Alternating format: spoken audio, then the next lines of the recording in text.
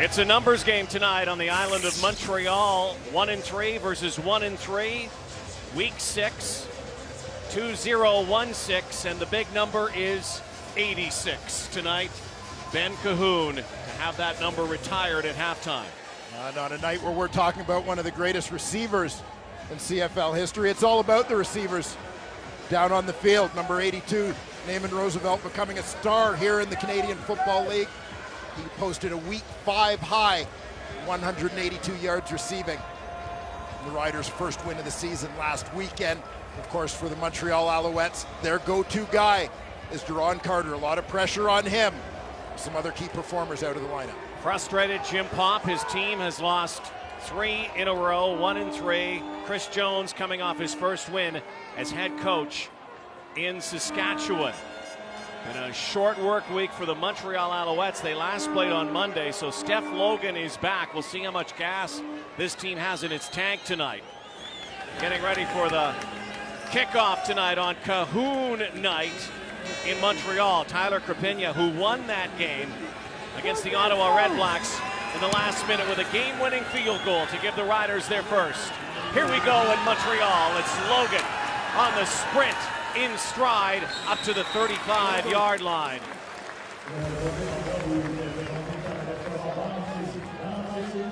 Kevin Glenn was a little bit shaken up. The Alouettes' loss in Toronto on Monday night. Slight back injury when he was taken down by Justin Hickman. He's ready to roll here tonight. Of course, a key for these Montreal Alouettes is his veteran presence. A team that has not been very good offensively. A team that struggled to put points on the board. Last in the CFL, second last in putting yards up. Nick Lewis right away on a hit screen from Kevin Glenn. Former Stampeder teammates, of course, and Nick Lewis continues to climb up the list. All-time receivers. 3-yard pickup. We continue to talk about who's not in the lineup for these Montreal Alouettes. Brandon Rutley will carry most of the load in the backfield. In the absence of Terrell Sutton, Duron Carter, and Nick Lewis are the regulars in that receiving corps. They're without S.J. Green and Kenny Stafford. The offensive line remains intact. Glenn passing again. Brandon Rutley out of the backfield has a first down. 2 teams again coming in. If you look at the numbers, we talk numbers, of course, coming into week 6. Brandon Rutley and the Alouettes second last on second down conversion against the Riders, who are last in the CFL, and we'll see if these teams can turn and buck that trend on second down tonight. They did this time, Dwayne. Yeah, and getting Brandon Rutley out of the backfield, I think, is always beneficial for these Montreal Alouettes. I think that's his greatest strength, is as a receiver. Fresh set of downs at the 50. Play action for Glenn again. Glenn goes over the top. Has Duron Carter. Carter in stride. Big play, Duron Carter. Brought down by Otha Foster. And last week, when I say last week, it wasn't really last week, it was this week against the Argos. Duron Carter had a couple of big plays from Kevin Glenn just like that. Yeah, and you're going to see Duron Carter work his way across the field. Kevin Glenn gets terrific protection here. As soon as he sees Duron Carter with a slight edge, right there he's got leverage, and Kevin Glenn's loading up.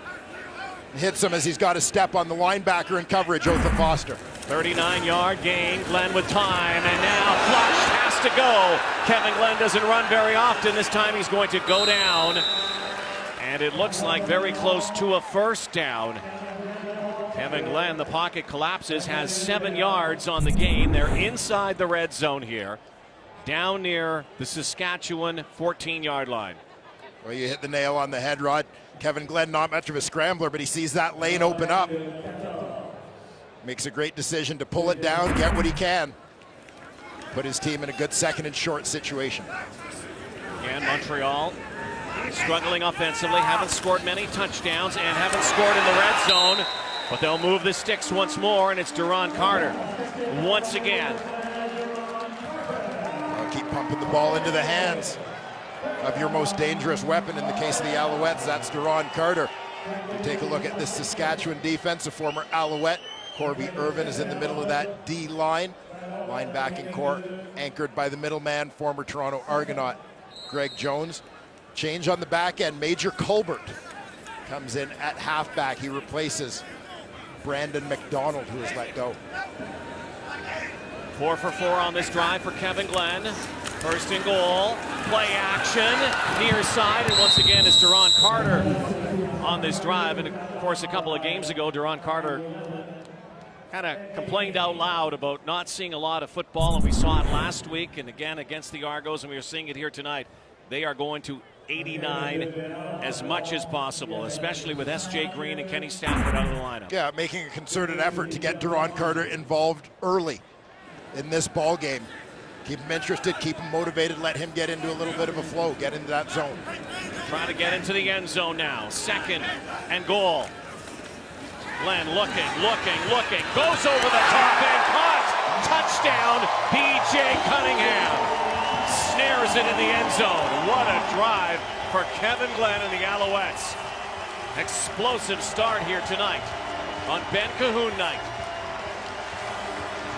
89, then 85, all on this drive.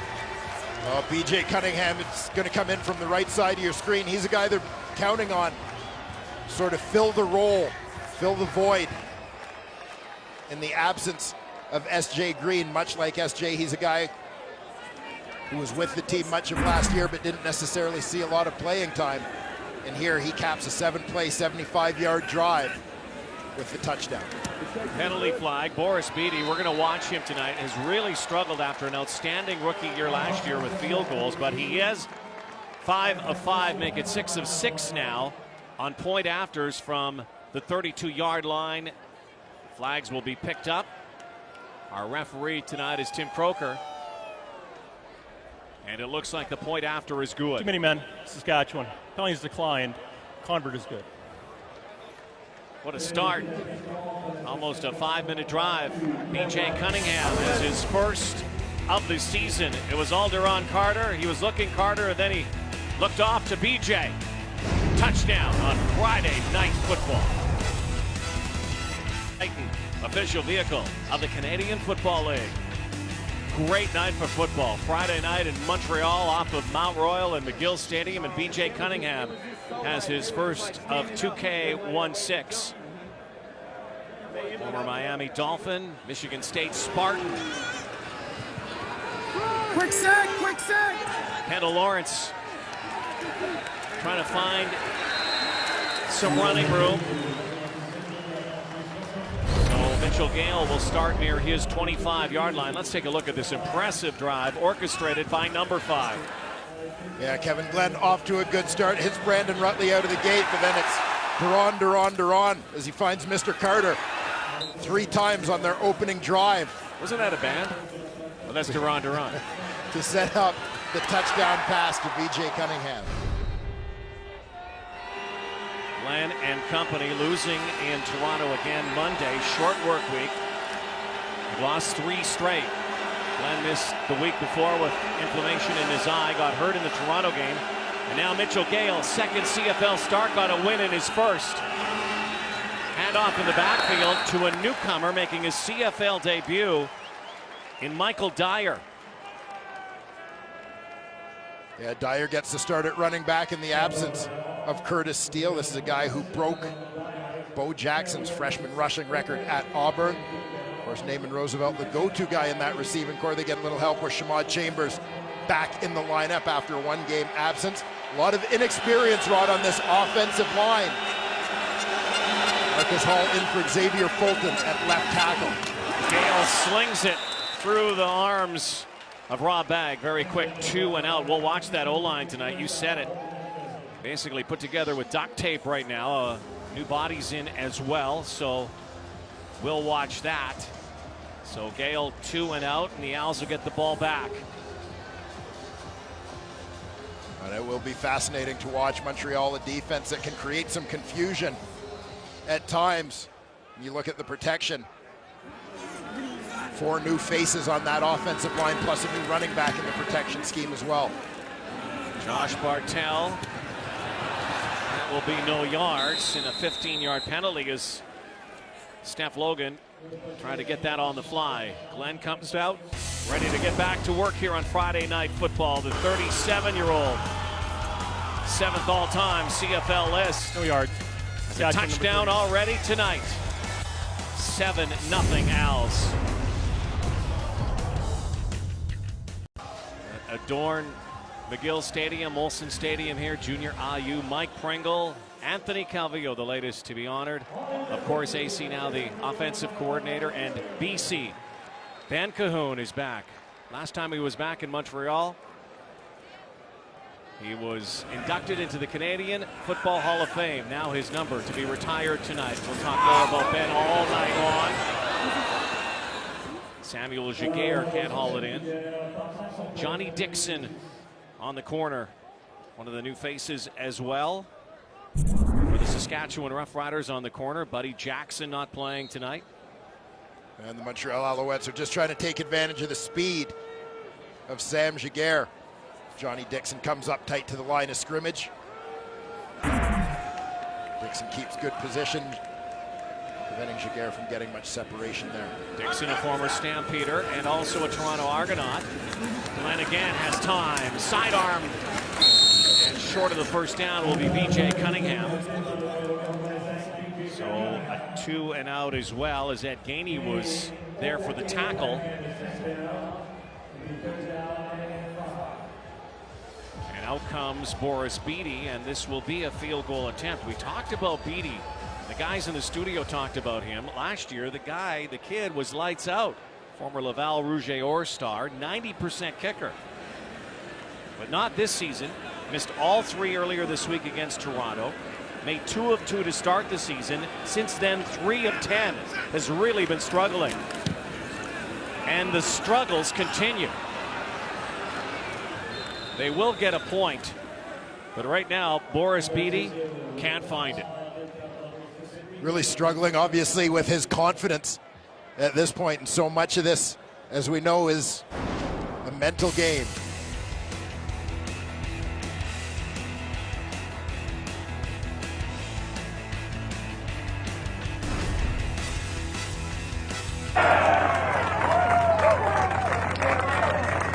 Here's John Liu.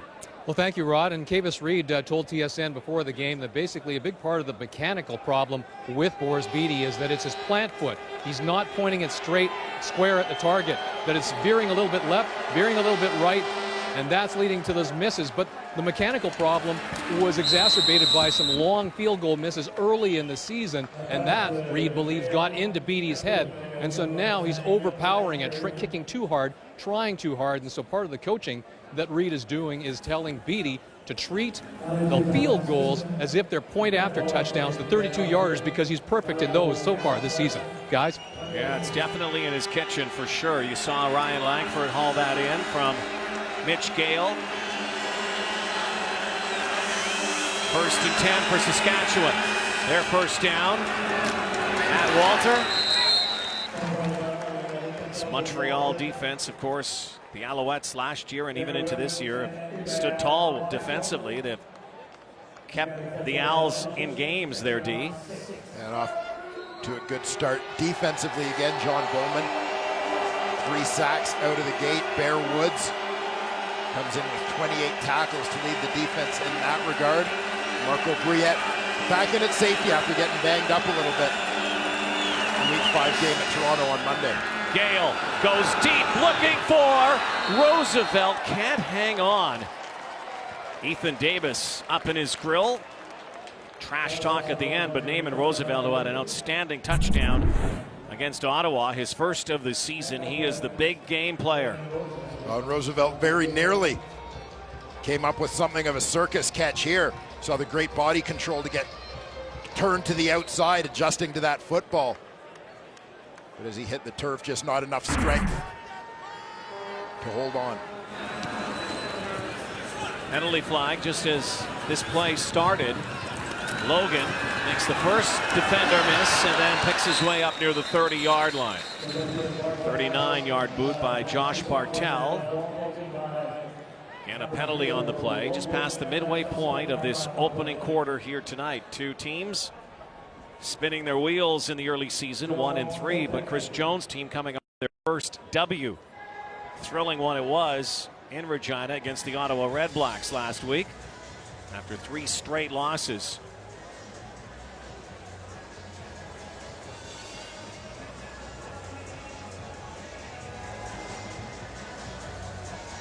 Looks like it is against Montreal.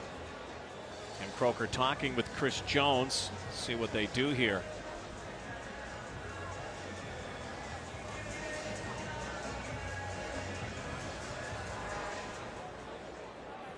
Offside, Montreal number 36, a penalty is declined.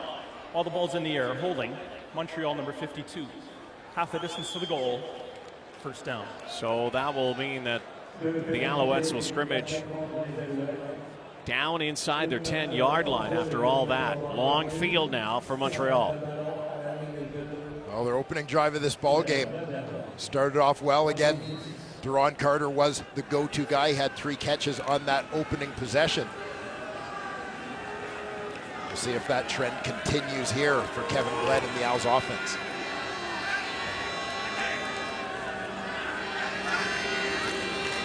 Glenn now over the top. Once again, Nick Lewis. Nick Lewis, 14th season, the 34-year-old. Number 7 overall in receptions. Of course, the guy they're honoring tonight, Ben Cahoon, was number 1 for a while, eventually usurped by G. Roy Simon. 9th overall for Nick Lewis in receiving yardage. Has been the go-to guy, particularly second down this season. Dwayne, he still has yet to score a touchdown for the Owls this year. Critical guy, not just in terms of leadership, but as you said, in terms of what he does on the field. Glenn, what a great back down there. Major Colbert, in his first CFL game here, comes up with a big play.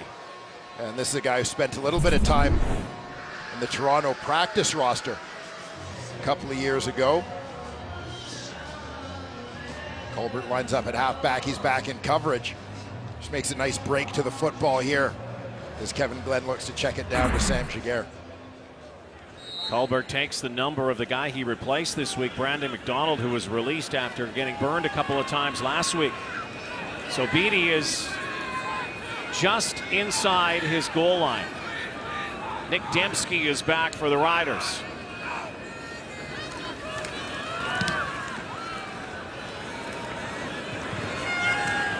Collecting it at his 50 is Dembski. Downfield quickly is Daryl Townsend to make the special teams tackle, a 47-yard boot. Only a 4-yard return. Good field position now. Eamon Roosevelt. Record-setting pace for the Saskatchewan Roughriders. Can he keep it up tonight on Friday Night Football? Montreal, welcome back to everyone now on the TSN network. Alouettes, Riders, John Bowman, of course, the longtime Alouette. On Ben Cahoon night, remembers how great a teammate 86 used to be. The one thing that stood out to me about Ben was how inviting he was. I got here in 2006 as a rookie. Nobody knew who I was or whatever. But the moment we stepped foot in this locker room, once we got back from training camp in St. Jean, he treated everybody equally. You know, me and him, he sat right next to me in locker stalls, and he was inviting, hey, Bo, you need help with this, you want this, or you getting around the city good. And he's arguably a Hall of Famer then, and this is me, like a rookie trying to scratch on the roster, and he's treating me like I was a 10-year vet. Quick hitter to Ryan Langford. Penalty flag on the play. John Bowman continues to play through the ages. Bowman now the 34-year-old, 105 career sacks. Guy who played alongside Ben Cahoon and what they would call around here the glory days, the glory years of the Alouettes, when nobody could touch this team in the East. And yet you look at a guy like John Bowman, who's been around for some time, and he talks about what he learned from Ben Cahoon in terms of just being a good teammate and that Chop sort block. of leadership. Saskatchewan number 59. 15-yard penalty, second down. And that's one of the things that John Bowman says he's tried to carry on, that he, as a veteran guy, and it makes sure that new players as they come in feel welcome, feel comfortable, feel a part of the team. when they arrive in Montreal. Gale lasers one in. Bear Woods, the tackle on Langford again. Langford drew into the lineup last week, came up with 6 catches in that game. Yeah, making the most of the opportunity as John Childs went down with injury. It was a late roster change for the Saskatchewan Roughriders prior to that ball game, but Langford suited up just once for the Riders in 2015 and is making the most of the opportunity. 3rd down, and the Riders go for it. They had to get to the 45-yard line. Looks like they did. It was a 3rd and about a yard and a half, and they went in the shotgun there. Chris Jones, the defensive guru, of course. It's going to be interesting here tonight how he loads up defensively. Keep in mind, Montreal, as good as they are defensively, are not very good against the run. They're last in the CFL. They've given up a ton of yardage on the turf. Under 4 to play, first quarter. Alouettes send everybody. That ball's alive. That's a live football. Or is it? They whistled it down. We'll take another look. Billy Parker thought he was off to the races there, as Mitch Gale is throwing it out to Dembski. And if this ball was going backwards or behind Gale, that would have been a lateral. So he's throwing it with his feet just in front of that, just inside the 50-yard line. That's a real close one. That is real close. They're going to challenge. They are challenging. That was one of the great challenge flag throws I've seen this season. That was, if you're good at challenge flag, you're good at bocce or something too, because you got to toss those things. But that was last minute. And again, keep in mind that coaches are getting signals from the box upstairs. They also have tablets as well this year. Now watch, Gale is again just inside the 50, throwing to Rob Bagg. Ball lands.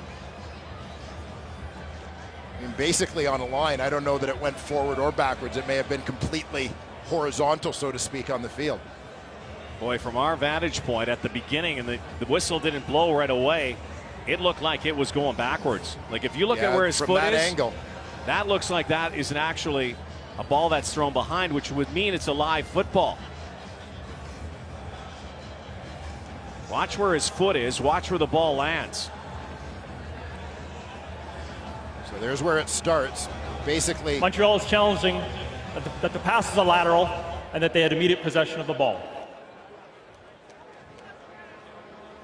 So again, it went off Bagg's foot at the 50, and it looked like Gale threw it from almost the 49. Yeah, he's inside the 50, and that ball, you're right, Rod, is hitting Rob Bagg's foot at about the 50.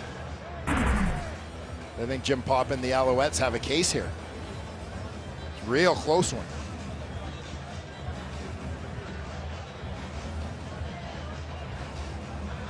Regardless of the ruling, again, because it was immediately recovered, you saw the heads-up play by Billy Parker, not to wait and see whether he heard a whistle or not. He went right for that football, so there was immediate possession gained if this is in fact ruled a fumble as a backward pass.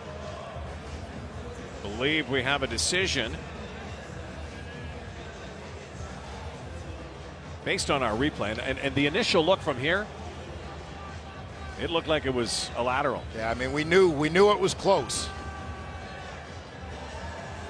Now put it this way, the ball definitely wasn't thrown forward. No.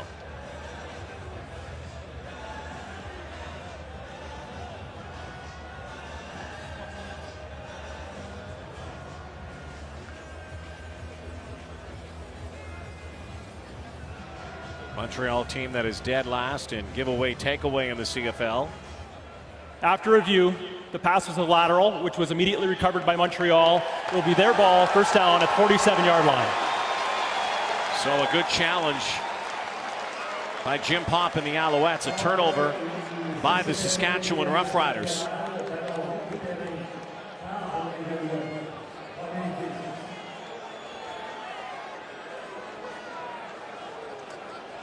Alouettes will scrimmage now from the 47, and Billy Parker probably thinks, I had a touchdown. Yeah, for Billy Parker at least it'll go down as his second fumble recovery of 2016.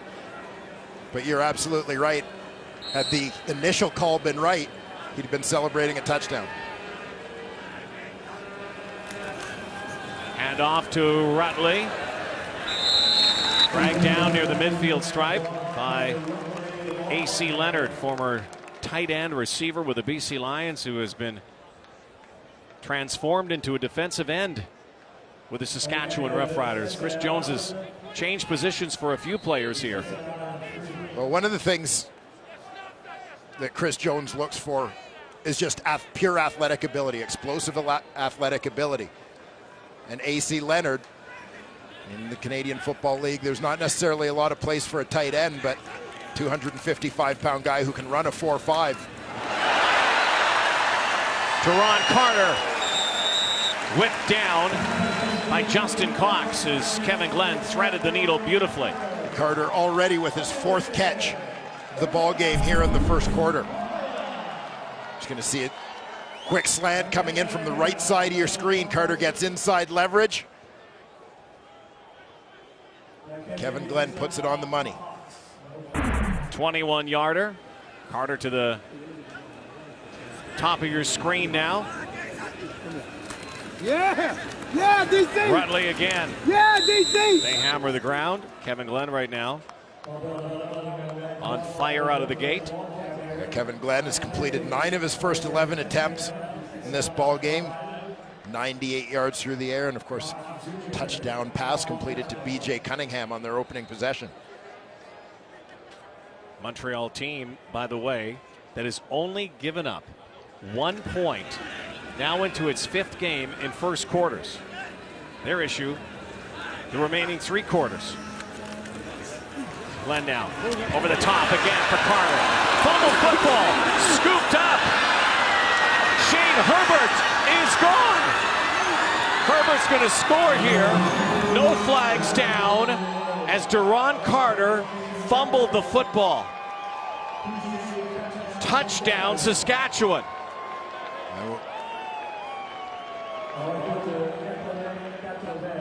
Kevin Glenn, Teron Carter are going to wait here. And yeah, I suspect that this one is coming back. Teron Carter's knee was down, he was down, and there would be no fumble, but let's take a look. Here we'll see. Carter gets tracked down from behind. Knees are down. Yes. Right knee is down. That's coming back. And then the ball is loose. Again, great heads-up play by Shane Herbert. I mean, a scoring play is automatically reviewed. Yeah, so you don't have to challenge. So too a turnover. So they're looking at this. So Saskatchewan's just trying to line it up. Yeah. Get Quickly. that ball snapped. But they've got to review it. Again, this isn't a coach-initiated challenge. It's a scoring play. The review comes automatically. Again, there is a wait here as the official waits, and he's been called over. Tim Croker's been called over, so this is going to come back. Been a kind of a strange start already. The previous play is under review by the command center. I would suggest that even though that was a great pickup, a scoop and score by Shane Herbert out of Laurier. That Teron Carter indeed was down, and the drive will continue for the Alouettes. Just interesting to see the contrast in terms of how the 2 plays were handled on the field. The one play, the lateral where the whistle went quickly, similar situation. Defensive player picked it up, was in a good position to score. The whistle went here. No whistle on a play that we're likely going to see. Ruled not a fumble.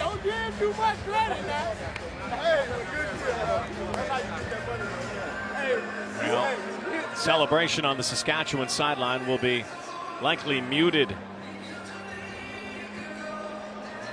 Chris Jones has probably heard from his eyes in the box as well. And again, they have the tablets now.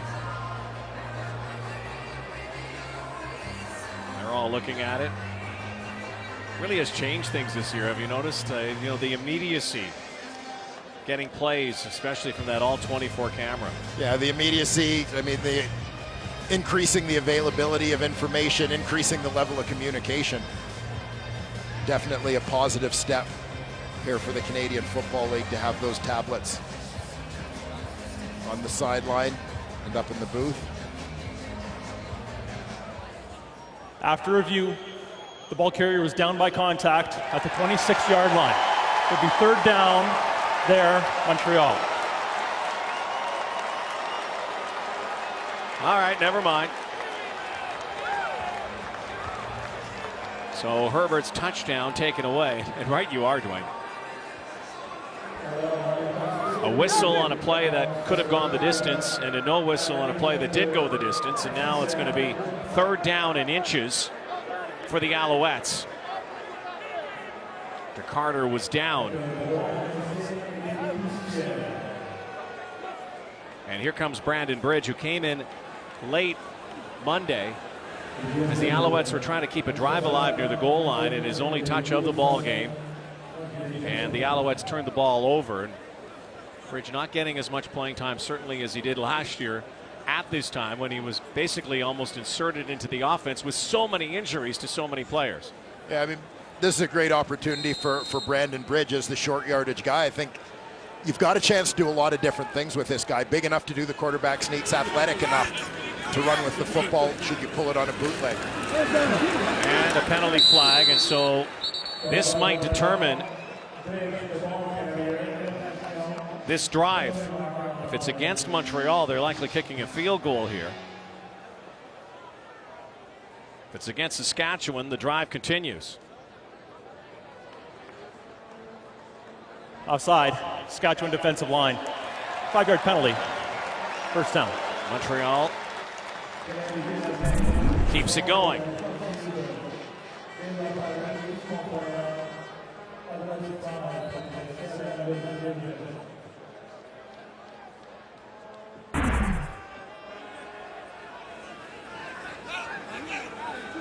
Close to their red zone now, inside the 20. Glenn with time, goes end zone, and down near the goal line. Corbin Laux is pleading his case. Looks like he got tangled up with Otha Foster. Yeah, definitely some contact there. I saw Laux go down, but I'm not sure exactly how the contact was initiated.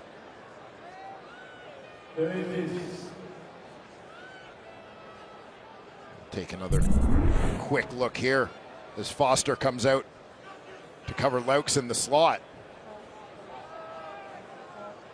Looks like he just may have.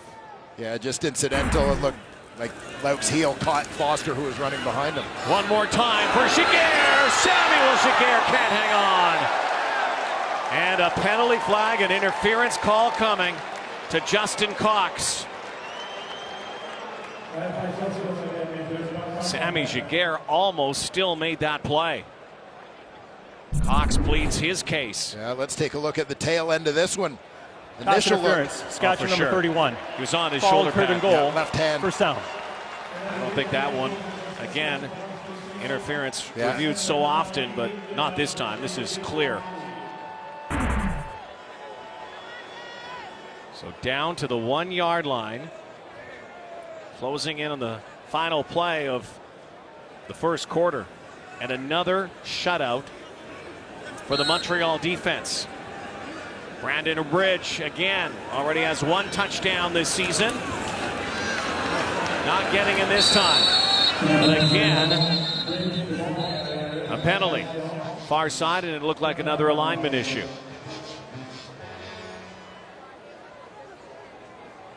There was a good second effort push there from Bridge and his crew of blockers. But regardless, we'll see that Saskatchewan. Offside, Saskatchewan defensive line. Will replay first down at the 1-yard line.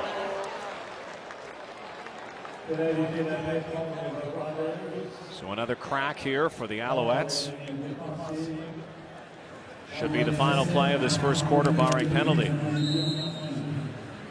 guy they used to call Air Canada down in South Alabama, Mississauga native, Brandon Bridge behind center. Gonna hand it off, and scoring the touchdown is Giguère.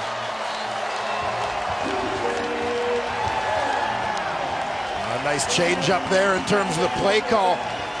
Get everybody crowding the box and then attack the outside with speed.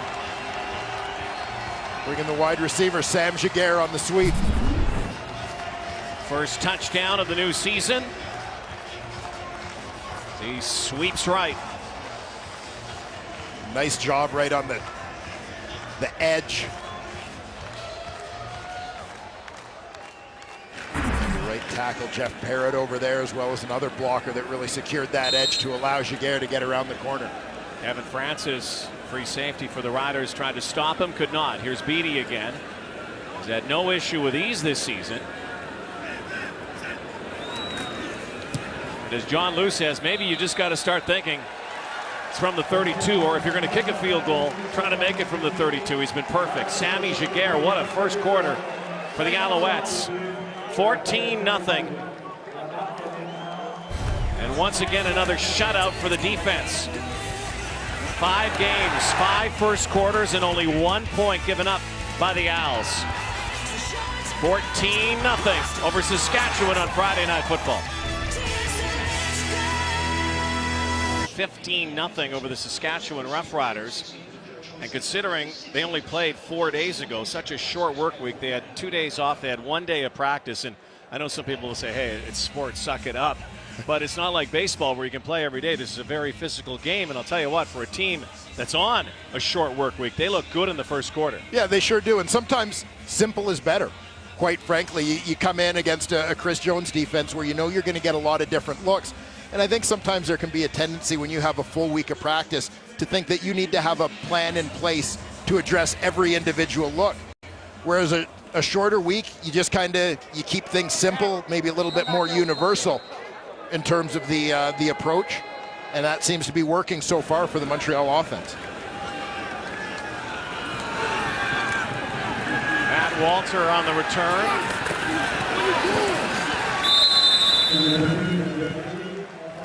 So Mitch Gale, the former Argo out of Abilene Christian, coming off his first win last week. He's a guy who got his first start last week. So far tonight, 3 of 5, but by no means is he a rookie by any stretch. This guy's been around the last few years. Yeah, and Mitch Gale has learned his lessons well. When you talk to the quarterbacks that have come through that offensive system under Scott Milanovich in Toronto, one of the things they talk about is the detail in terms of preparation. Play action, Roosevelt. Trying to stretch it out close to the first down. He'll move the sticks. Ethan Davis on the tackle. We saw Naaman Roosevelt essentially take over the football game in the second half last week against the Ottawa Red Blacks. Mitchell Gale started to lean on him a little bit. They moved him around the field, particularly to get him isolated into the boundary, and just kept feeding him a steady diet of footballs. Gale. Clutch that time. Bear Woods in the vicinity, eyeing that football, but incomplete again, looking for Roosevelt. But Naaman Roosevelt is on a record-shattering pace for Saskatchewan Roughrider receivers. And bolstered, of course, by the 8 catches, 182 yards last week. That led all receivers across the CFL in week 5. Rider record, by the way, is 1,715 yards. Established himself as a big play guy last year, and has continued right on with that trend in 2016. Raw bag out of the backfield, meets a posse. Naaman Roosevelt chasing down Joey Walters' record. Walters did that in a 16-game season. So again, very quick series for the Riders here. Can't get any offense going so far. Just using Raw Bag to set up that screen. Well, there will be some challenges, certainly, for Saskatchewan in this ball game, as we talked about, in terms of deciphering the Montreal fronts. Oh, look at this line drive. Josh Bartel. Trying to burst outside was Logan, knocked out of bounds by Ed Gainey, the former Alouette. It's 15-0. Sammy Giguère with the latest touchdown for the Owls. Friday Night Football on Ben Cahoon night in Montreal will roll on. On Lou. That's right, Rod. Little known fact about Ben Cahoon, he's synonymous with number 86, but actually when he broke into the league, he wore number 32 in his first training camp with the Montreal Alouettes. And Jim Popp, who drafted the BYU star, remembers an undersized receiver who caught absolutely everything thrown his way in training camp, made the team that year, but wore 32.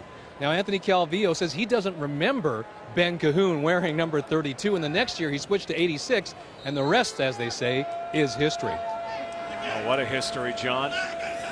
Greatest receivers to ever play this game. Steph Logan. Owls like this sweep right now. Brought down by Justin Cox once more, and Steph Logan scampers out for 12 yards, but basically had to run about 50. Well, I'm excited to see Steph Logan get a little bigger opportunity here on the Owls offense. With Terrell Sutton out of the lineup, I thought we might see him line up in the backfield a little bit more, as this was a team that frequently used two backs, Brandon Rutley along with Terrell Sutton. But Logan's a guy who can give them a different dimension out of the backfield, as you see with his speed. 35-year-old veteran still got it. First and 10. Glenn wants to look over the top and in traffic. Duron Carter pulls that down. And if you've watched Duron Carter the last couple of years, you know that's the catch he likes. If you watch him in warm-up, as we did today, he works on that all the time. Yeah, absolutely. And you know, the thing that I love about this catch is the ability to come down with the ball in traffic. And this is something that we're starting to see fairly consistently from Duron Carter. Is, you know, you call them 50-50 balls where you put it up and you kind of take a chance because there's a defender there. But with Duron Carter, it's become much more like 75-25 in favor of the offense. 6 for 91 already. Brandon Rutley brought down hard by, again, the former Alouette Ed Gainey. Spent a couple seasons here in Montreal and 2 in Hamilton at Appalachian State. 7-yard gain. Alouettes go double tight here, spread out, flatten out that defense a little bit by forcing them to defend an extra gap. That's where you rely on the secondary to come up and make those tackles, and Eddie G is right there with the stick. 2nd down and 3. 3-man rush. Glenn has time, lots of time. Over the top, and Corbin Loves makes a diving catch. Penalty, however, and it's coming back to hold against the Alouettes. Takes away a 31-yard pickup, which would have put them first and goal.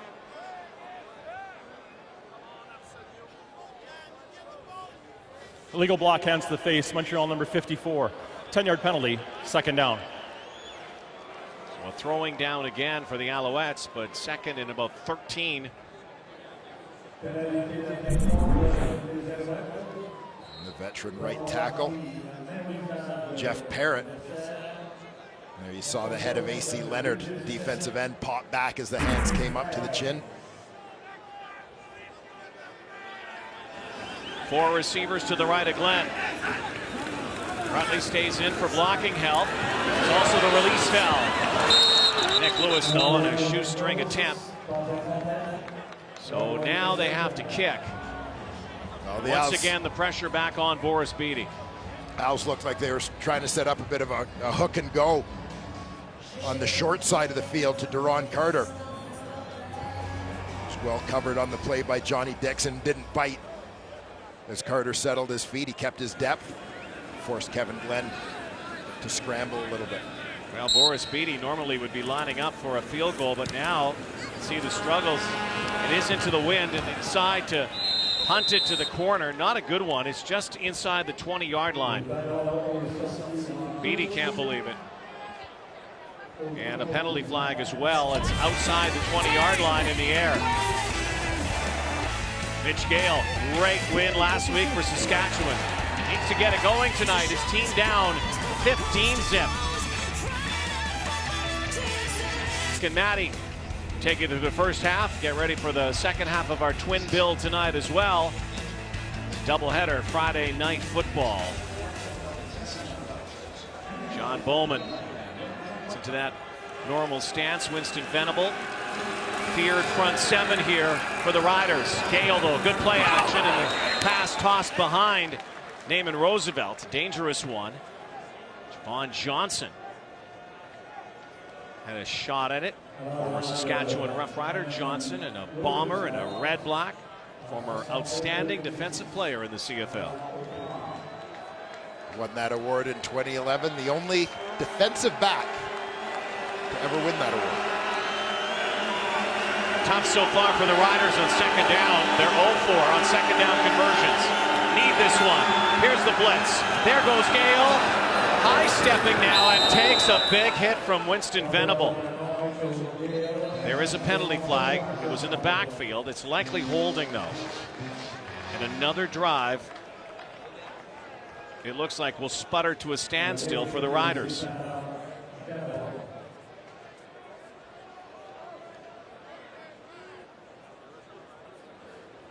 Holding. Saskatchewan number 37. Penalties declined. Third down. This has been the big quarter for Saskatchewan this season. They're plus 52 in the second quarter, plus 31 in the fourth, but they can't get anything going right now. Big pressure, Dwayne. Yeah, well, that's what drew the hold from the running back, Michael Dyer, as he was picking up Bear Woods on the blitz. There's a challenge flag, and they may be challenging the hit at the end of the play. But Mitch Gale was beyond the line of Yeah, scrimmage. he is not a passer, so you can't call roughing the passer. And they may also, given that it was a passing play, be looking for illegal contact on one of the 5 receivers. 10 minutes to go before halftime. 15-0 Montreal will step aside and come back to Quebec right after this. His number to be retired, his name to be immortalized here on their wall of honor, their level of excellence. Along with other greats, we are awaiting a verdict on a challenge. Now, again, Mitch Gale looked like he may have taken a hit from Venable, but he was beyond the line of scrimmage, so he's fair game out there.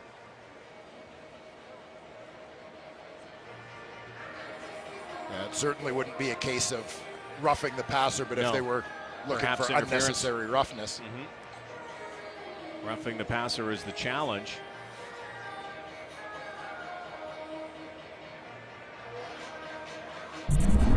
Again, trying to eliminate any type of head hit, regardless of where the player is.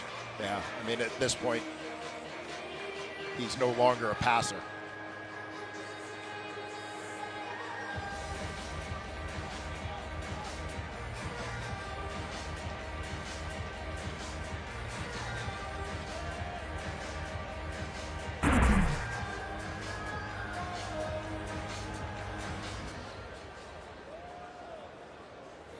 After review, there's no penalty on the play. It'll be third down. So it will be third down. Jim Pop 1 for 1 in challenges. Chris Jones tonight. Jim Pop, by the way, also with a challenge. Both coaches now 4 of 6 on the season on challenges. Yes, sir. Never thought that would be an actual stat, but it's become one, and you have to keep track I of was it. just thinking the same thing. Well, you hang on to that yellow flag as almost everything now. Bartel, what a nice boot this is. Big, deep kick with the wind. Logan's got room, though. Steph Logan's got more room. And finally out of bounds. Steph Logan's big return here. His second largest of the season, 31-yarder. 35 years old, and Steph Logan still has that explosive speed and acceleration. A couple of blocks along the way, and right there when he gets that crack to turn it upfield. Legally downfield on a kick. Saskatchewan number 35. Penalty is declined. First down. You mentioned it though, 35 years old, former BC Lion who went to the NFL, went with the Steelers and set a franchise record in kick return yards, then with the Lions, and then returned back to the CFL. Still has some quicks. So again, Alouettes pitching a shutout here tonight. 9.5 to go before halftime from the 44. And Brandon Rutley tried to tread backwards and slipped up. Easy play that time for the Riders. And that's good positional play by the defensive end, A.C. Leonard. Rutley tried to go into that hummingbird move with the little pause and jog backwards, trying to buy a little extra time, but Leonard was perfectly positioned. I say Mabray is well in there. 2nd and 12. Here's the rush. Glenn goes down. Sack that time. Like Mabray is going to get the sack. Corby Irvin, the former Alouette, also in on the play. So the sack for the Riders, the first of the night. The Saskatchewan D-line slowly finding its way. The sacks weren't that quick to come through the first few weeks of the season, but starting to pick up. Justin Capicati had his first couple of the season last week.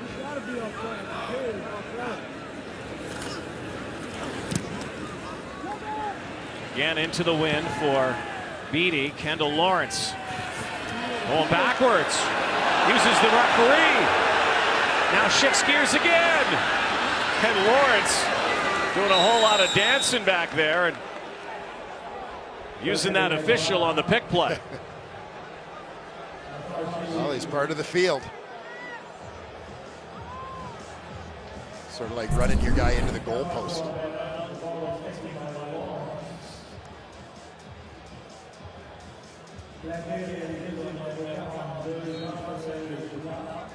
First call, it looked like Ray Hartman was almost going to be in a spot where he was going to have to clip his guy. He got off the hook because his man ran into that official.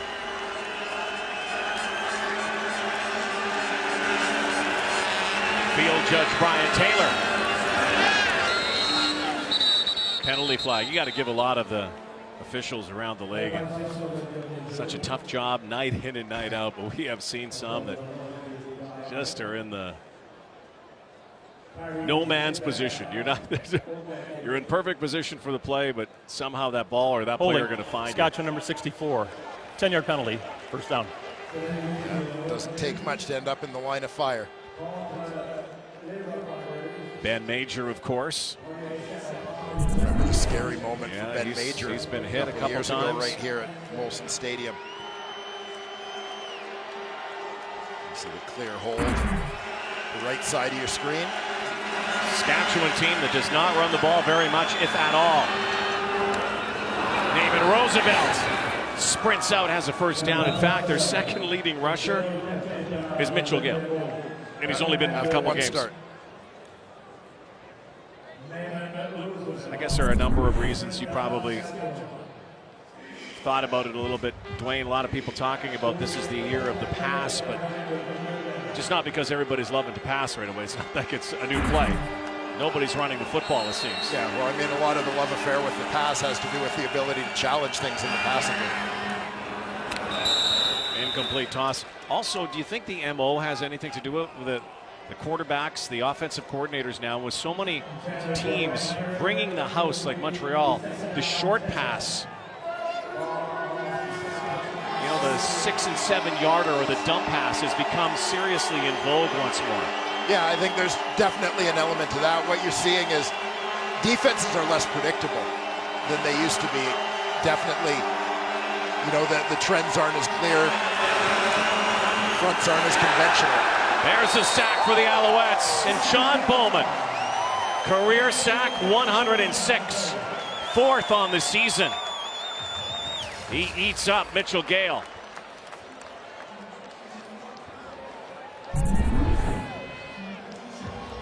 You see John Bowman from his defensive end position. working that twist with Kai Hebert, who ate up 2 guys on the inside to free up his defensive end.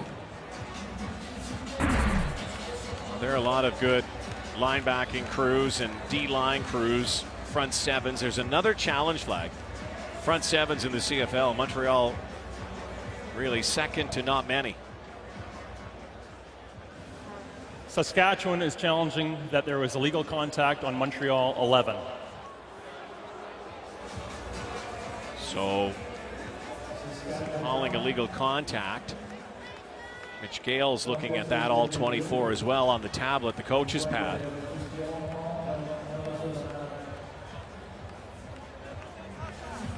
Darian Durant making the trip. Riders chartering out of Saskatchewan yesterday. Durant for the Riders and their fans, hoping that he is back soon with that sprained ankle. Just keep an eye on Chip Cox here, who loosens from his linebacker spot to cover the number 3 receiver. There's definitely some contact here, bit of a bump. I mean, I guess it just raises the question. Again, you're watching the receiver right here, Chip Cox over here. Rob Bagg, the receiver. There's definitely contact there. So your only question is what's your standard in terms of calling the rule? I mean, in terms of black and white, absolutely, there's contact after 5 yards. Would he have got the ball there with that amount of pressure? Was that even the intended target? And again, Chris Jones has talked with us before about how the game has changed so much regarding the challenges that, you know, your eyes in the sky are on a lot of receivers. Almost every receiver, there's an eye trained on that receiver to see if there is a possible challenge. You're watching, you know, whether it's 5, 6 guys that you have out in the pattern, you've got a coach watching each of those guys to see if they're contacted after 5 yards.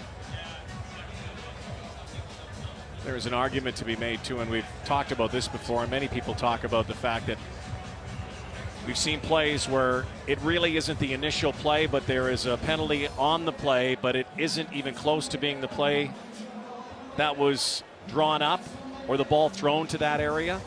Yeah, I mean, an infraction that's pretty irrelevant to the outcome of the play, but, you know, this has been the trend in the last couple of years in officiating, is that the judgment of the officials is being taken out of it. They're not trying to judge intent. They're not trying to allow their judgment to play into officiating the game. They're trying to make things as black and white as possible. Let's just say I think there's some fine tuning to be done in terms of the way that that's managed. After review, we have legal contact on a receiver, Montreal 11. It's a 10-yard penalty. First down. So indeed, a good challenge this time by Chris Jones. So again, that is paying off. Chip Cox disagrees. Oh. It's such a hard one. It's well, I'll tell you where the challenge for the challenge lies for defensive players is, I mean, 100% of the onus right now, and I say this as a guy who played offense his entire life, 100% of the onus to avoid contact is on the defensive player. An offensive player can basically run right at a defender under the current standard, and the defender is the guy who has to get out of the way. He has to give up his position. So a rare run play here for Michael Dyer, who used to take handoffs from Cam Newton in Auburn. Spent some time, a bit of a checkered past in the NCAA, trying to make it in the NFL with Oakland, and finds his game in Canada now. But I agree with you about what you said about it. Like, if you're a receiver, why wouldn't you just go at a defensive back, particularly late? There's Michael Dyer. In fact, he was the MVP in the BCS national game against Oregon back in 2011. There he goes again. Guy's been chomping at the bit, Dwayne, waiting for his time, trying to get some time to play professional football once more. Yeah, undrafted. He transferred from Auburn, finished up his college career at Louisville. Played his last couple seasons, as you mentioned, undrafted. But signed with the Oakland Raiders. Now finds himself here with the Roughriders, looking for an opportunity, and draws in here in week 6 in place of Curtis Steele. Still trouble moving the football, though, into Montreal territory for Saskatchewan tonight. Logan corralled here. Good kick by Bartel.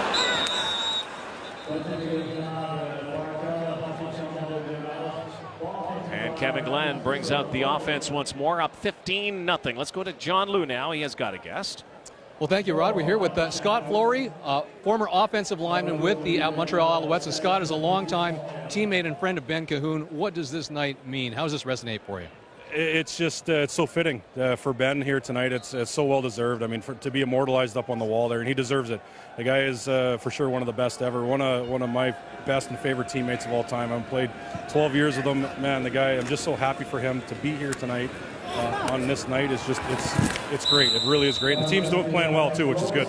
How can you encapsulate what Ben Cahoon has done for this team in this city? Yeah, you know, he won over the fans, and he won it over genuinely and honestly, and he was just himself, and guys gravitated to that. Guys in the locker room gravitated to that. That's what made him such a good leader, is because he was just so honest in everything he did, and a great athlete and a great competitor, and that you know, you put all together, and it just you know, it encapsulates Ben, and he's so well deserved for this honor, and it's been a long time coming. It's going to immortalize '86, and nobody else should ever wear it again. And happy or not. Scott, personally and professionally, what impact did Ben make on your life? He just, you know, all the friendship, and he, you know, we spent a lot of time together, a lot of carpools, a lot of driving together, a lot of time on the road, and he's such a gentle, kind, caring guy, but he knew how to play the game, and he did it right, and he did it honestly, and he taught guys how to be professional. He taught me how to be professional too, and I just I'll be forever indebted to him for that. Thanks for this, Scott. Enjoy the rest of the evening. Thanks, John. Well, there's the ultimate tribute. Thank you, John. Thank you, Scott. So many number 86s. Out of the backfield is 46. J.C. Beaulieu. Big game. The big fullback out of Sherbrooke. Rumbles up near the 50 for another first down. I'm not going to lie. It makes me smile a little bit every time I see the fullback lower the shoulder. Nice job there by Beaulieu going into contact. 3-minute warning before halftime. Alouettes driving on Ben Cahoon night in Montreal.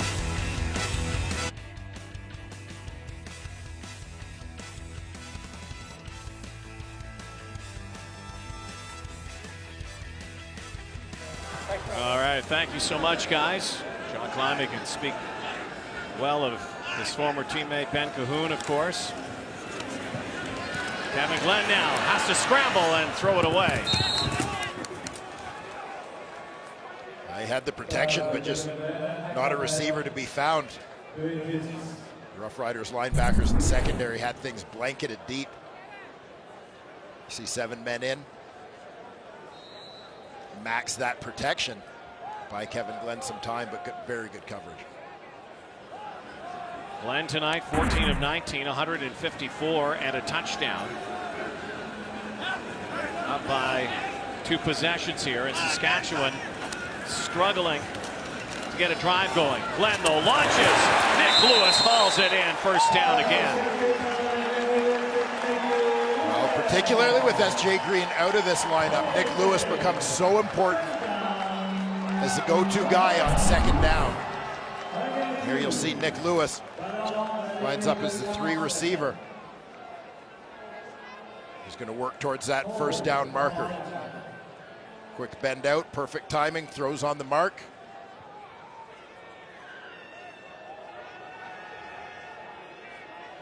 Lewis, who sounded off a couple of weeks ago in the locker room. Noise that was heard. Usually when Nick Lewis speaks, people listen. And of course, with an open mic post-game, got a little blue in the locker room.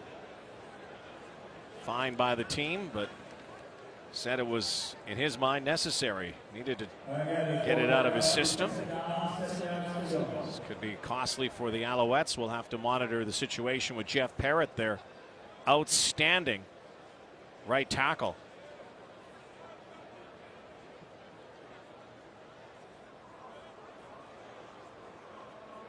.224 to go. Coming up also at halftime, GMC Precision Playbook. This guy named Dwayne Ford He's going to talk about the check and release. Is that something you do at the bank? That's the importance for the running back. You've often got that check release where, yes. you know, I don't want to play spoiler. Don't play spoiler. I don't, because I know everybody is eagerly anticipating seeing this at halftime. But in a nutshell, the importance of getting the running backs out of the backfield so they can free up some other receivers. This one could be award-winning, I'm thinking. There's a pretty good chance. Get your acceptance speech ready, my man. Brandon Rutley in the backfield with Kevin Glenn. 2nd and 7, 4-man rush. Glenn goes over the top. Nick Lewis juggling act, hangs on. The guy who's also had probably more nicknames than yardage in the CFL said this year that his nickname is Nemo Catches. Nemo Catches. He's trying to get credit for 2 on this one. There's 1, the bobble, there's 2. Fortunate to have a little bit of separation that allowed him the time to recover after he juggled it the first time. It's to be known as Quick Nick, and some have said it's gone to Thick Nick, but this is a guy who has kept himself in great shape, Dwayne. Workouts. Brandon Rutley, first down again. Nick Lewis has ferocious workouts in the offseason. A lot of leg workouts, explosive workouts. I know he likes his spinning classes. And spinning. Can you imagine seeing this guy going to the spinning class? Yeah. It's always fun to be around Nick, though. You know, in some ways he's kind of like the Charles Barkley of the CFL. Do you not? Yeah. Absolutely. Good for a quote. Boy, great when he's got the ball. 1st and 10 now, Alouettes. Under 2 to play. Riders need to stop here. Trying to force a turnover. Glenn's going end zone for Loucks. Loucks is there. Oh, and he can't hang on. And Corbin Loucks should have had his first CFL touchdown. That was 6. Well-placed football, and Loucks clearly got his hands on it. He's just unable to haul it in at the end. Yeah, that's. I mean, he's that's clear touchdown. of the defender. Corbin Loucks again getting some playing time now with all the injuries. S.J. Green, Kenny Stafford, and that's one that got away. Loucks may have landed awkwardly at the end of that play. This is a guy who used to be a quarterback in college at Utah, transferred to Nevada, but wasn't going to get much playing time at quarterback. They had this guy named Kaepernick there. Yeah, he actually spent a little bit of time at safety before making the switch back to the offensive side of the ball as a receiver. Spent a couple of years bouncing around the football world, spent some time in the National Football League with Denver before finding his way to Montreal. Well, coming up after this one, Calgary we go. Jonathan Jennings and Bo Levi Mitchell. A couple of slingers will go at it tonight. A rematch of a week 1 matchup won by Jonathan Jennings and the Lions. Wally Buono's Lions off to a great start, 3-1. Loucks is now heading over to the sideline, and probably the pain that he's feeling is not even close to the pain in his heart right now after missing what should have been a sure touchdown. There's the legend, Ben Cahoon. Life is timing, isn't it? You know, a guy who was at BYU and probably wasn't given much of a shot. He was a walk-on there. It comes to Montreal, moves positions, changes numbers, finds this guy named Anthony Calvillo, by the way. And the next thing you know, everybody's wearing his number, and the number's going to go up at halftime. Yeah, so fitting that the two of them, Cahoon and Calvillo, arrived here in Montreal together in 1998 as backups. Anthony Calvillo was the insurance policy behind the veteran Tracy Ham. Ben Cahoon, rookie first-round pick out of BYU. Was the all-time? Yeah, over 1,000 catches. Was the all-time leading receiver until G. Roy Simon broke his mark. Tell you what, a lot of those catches came courtesy of 13, who will go right beside Ben Cahoon. Isn't that appropriate? 2nd and 10. Underthrow and interference. Looking for Jerron Carter. And on the corner with Johnny Dixon.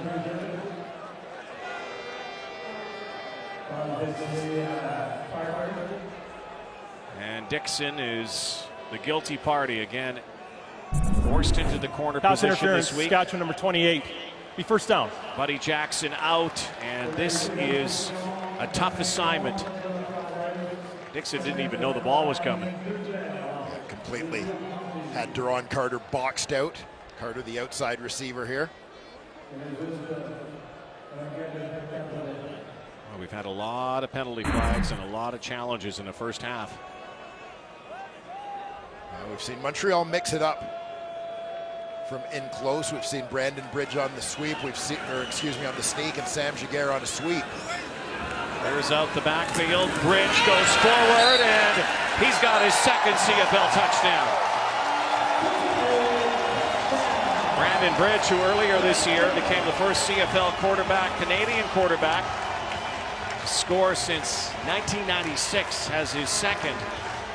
And a tough first half for the Saskatchewan Roughriders. Convert here, and it'll be 22-0. And you're going to see Sam Giguère in motion to the right side of the formation. One of the things that does, because of the success that Montreal had earlier running that sweep to the receiver, is it forces the defense to loosen up a little bit. They're going to be not quite so quick to have everybody pinch down to those A-gaps to defend the sneak. It's going to make it a little bit easier treading in there for Brandon Bridge, because they're worried about the possibility of the ball getting handed off and going outside. Boris Beatty again has been automatic on point afters from 32. Even though he's missed a couple field goals, struggling right now. His team is not. They're putting up the points tonight, and the Riders are having so much trouble with Montreal's D right now. And typically what you're going to see on defense, if you empty out the backfield and leave no other threats in a short yardage situation, the defense, everybody's going to pinch towards those A gaps. But because they've had success running that sweep to the outside, Saskatchewan defenders are a little bit hesitant to have everybody jump down on the inside. They're going to play it a little bit looser in case they have to try and bounce back out, which makes things a little bit easier inside. You know, and I talk about this with just the predictability on short yardage plays. When you completely empty out the backfield, you have no other possibility other than a quarterback sneak. You're making life a whole lot easier for the defense. I mean, you always want to keep at least one other possibility for the handoff there, whether it's a back in the backfield or, as you saw there, the potential of that sweep to the receivers you get. Kendall Lawrence is back. The Riders desperate to get some points on the board before halftime. But they have barely got it past the midfield stripe in this first half. Credit Montreal's D. Not a lot of continuity for the Riders right now offensively, and keep in mind they're without Darian Durant. They have the excuses. They're missing some key players. Curtis Steele not with them, but still, it has been a very short field for them. They've had some tough starting positions as well. Obviously, Boris Beatty's got that booming leg, averaging over 70 yards on kickoffs. So teams are receiving it deep in their own end. And, you know, I mean, typically you want to start at your own 35-yard line at least to start an offensive series. Here they're 10 yards back of that. Oh, dangerous toss. Jonathan Mincy almost had the pick six. Yeah, that one took some time to get to the receiver on the outside. Shamad Chambers making his return to the lineup. Mitch Gale's just 6 of 12 right now for 65 yards. This is their big quarter, the second quarter so far this season. Sideline, and Javon Johnson. Naaman Roosevelt saying he might have been interfered with. And a quick 2 and out. Montreal can pour some more points on the board here before halftime. Talked about Saskatchewan plus 52 in the second quarter. Montreal minus 26, but a complete reversal of fortune here this season and this game here tonight. Nice job by Javon Johnson. He's dropped deep, covering that deep third, but doing a nice job getting over there to help out on the outside. We had movement. Saskatchewan saying that Montreal was offside. If it is, it'll be 5 yards, and they'll have to kick again. 1:11 before halftime.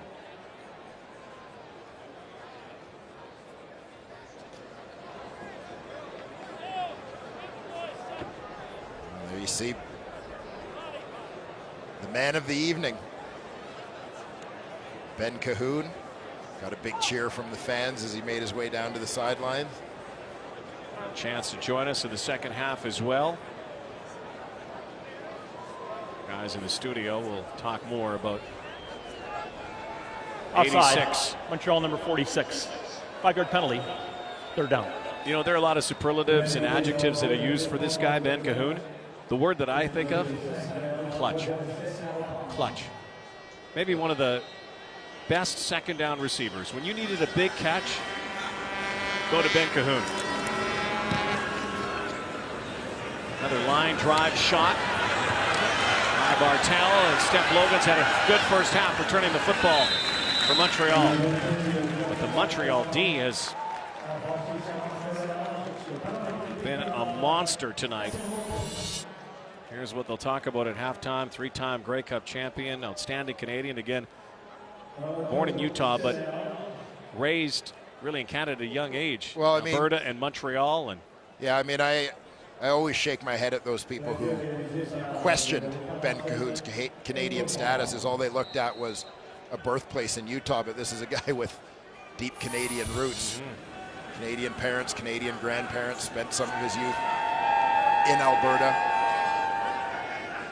About 18,000 Ben Cahoons here tonight, by the way. They all have the Cahoon masks. Rutley stonewalled on the far side.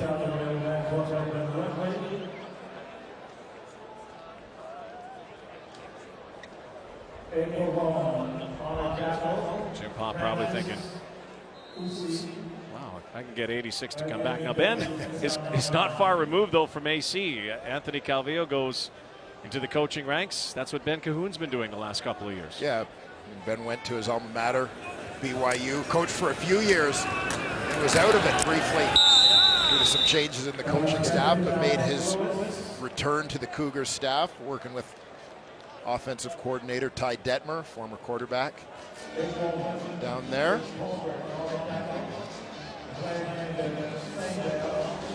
See former teammates down there, Brian Bratton, Bruno Happel, Matthew Prue. They're always so gracious too, and I just became a champion and a hero in this town. And Pringle, Calvillo,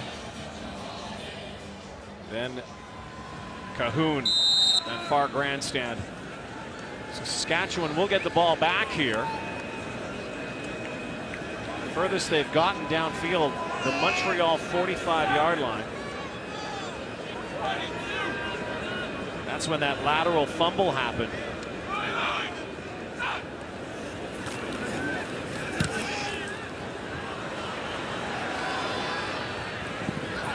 Story tonight, though, has been the suffocating Montreal defense. And the big story for Montreal fans, BC got a lot of passes from AC. Look at that. That one is one for the ages. So is that one.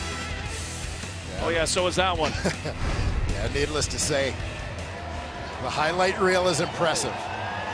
Legal punt out of bounds. Montreal number 14. 10-yard penalty. First down.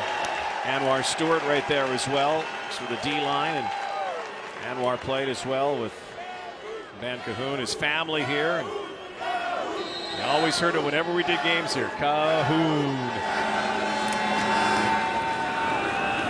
Seconds away from the ceremony at halftime. Tonight, though, the Saskatchewan Roughriders unable to score a point in the first half. The Alouettes on Cahoon night 22-0 on Friday Night Football. Getting ready for the ceremony here to honor Ben Cahoon as we send it back to Rod, the guys in the studio.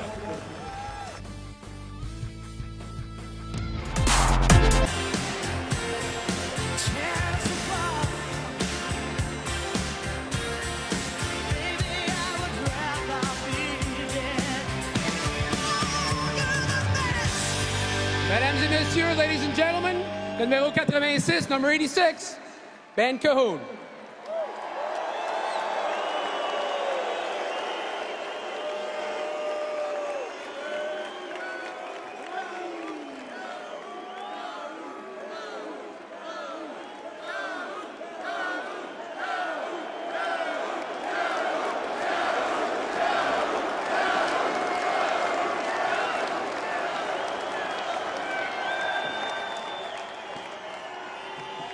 Thank you.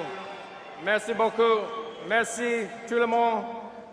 I would like to thank the Alouette organization for this incredible honor. Thank you to Mr. Bob Wettenhall for taking such great care of our family over the years and this team. This is a very humbling experience. We're so grateful to be here. I'm going to attempt a little French. Bear with me. Je suis heureux d'être de retour avec ma famille et de vous dire merci en personne pour ces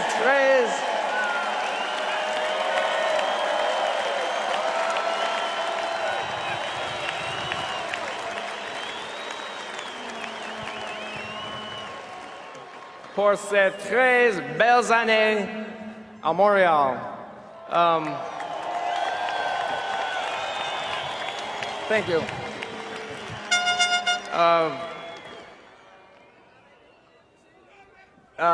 My family's enjoyment and success over the years had so much to do with how you as fans accepted us and embraced us, and I thank you for that.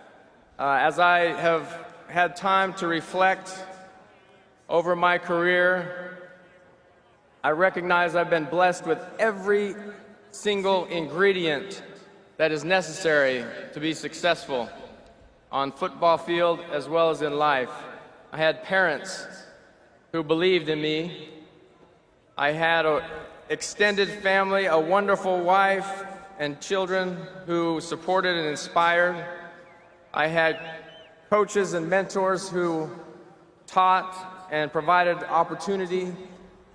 I had teammates who worked and pushed each other and picked one another up when that was needed. And maybe most importantly, I had the greatest fans on the planet to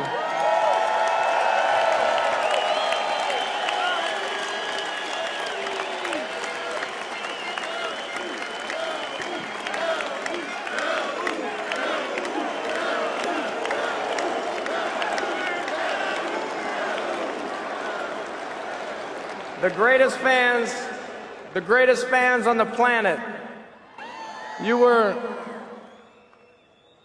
had high expectations, you were demanding, but you were quick to reward hard effort and good work. And I so appreciate that. Thank you for all the fun times. Merci Montréal.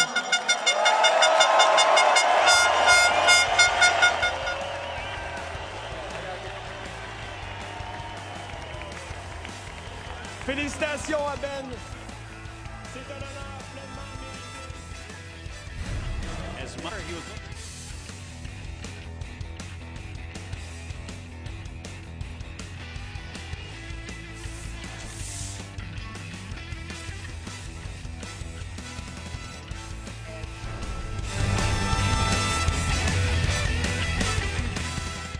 a running roughshod over the Saskatchewan Roughriders, 22-0 on a night where there's been a lot of passing and receiving. Why wouldn't the Alouettes honor one of their greatest receivers ever? And a few moments ago, Ben Cahoon getting congratulations from all those that wear red, white, and blue, and Jim Popp, his former general manager, now the head coach here, and GM, of course. What a great ceremony for Ben Cahoon. And you know what it was? Just like Ben himself, classy, subdued. And for the Montreal fans, a great show of support and a lot of Cahoons. Absolutely. It was absolutely. It was really fascinating to watch. I mean, Ben Cahoon, Ben has been, right? Everything is always on an even keel with him. There's just kind of a calm smile as everyone else around him was pretty great. Emotional. Made him great. But yeah, I mean, it was a big part of who he always was as a player and clearly who he is as a person. So now back to our regularly scheduled game. Ben's going to join us in the second half to talk more about tonight and his great career with the Alouettes, of course, and that name now up there and his number retired. We begin the second half. Saskatchewan's got a lot of work to do, and it doesn't start off well for Kendall Lawrence. Boots it out of bounds. 22-0. Last time Saskatchewan was shut out was last year at the half. Yeah, shut out in the first half in Hamilton, October 9th of last season. So it's been a while, but Mitchell Gale looks to rectify that. But, you know, Blackie, we talked in the first half of this ball game about Saskatchewan consistently being presented with long fields. And here they are again, backed up in their own end after the opening kickoff of the half. Again, a team that played so well against Ottawa, though, that did come from behind, had a good second half. They're going to need more of the same here tonight, but the rub in this one is this Montreal D. So good, so sturdy. Dyer runs to the first down marker. Good run for the newcomer in his first CFL game, 12-yard pickup, replacing Curtis Steele this week. Well, and they do a nice job here. You're going to see two backers creep up into blitz mode here, but they do a great job getting bodies on bodies. That young offensive line. Marcus Hall, Andrew Jones. Jones is kind of the veteran of the group, but not a guy who hasn't started a ton of games and certainly hasn't played a lot of center over the course of his career. We'll give it to Dyer again. Native of Little Rock, Arkansas, the 25-year-old. The tallest guy in the world, but he is solid. And there you see that offensive line that we talked about. You've got Marcus Hall at left tackle in for Xavier Fulton, making his first career CFL start. Josiah St. John making just his second career CFL start, and that's the left side of that unit. That's not helping Mitch Gale, but this time he completes to Rob Bagg, makes his first catch. A flag was thrown in the backfield just as Gale delivered that football. He got rocked. I believe John Bowman was the Alouettes player who was in there with the hit.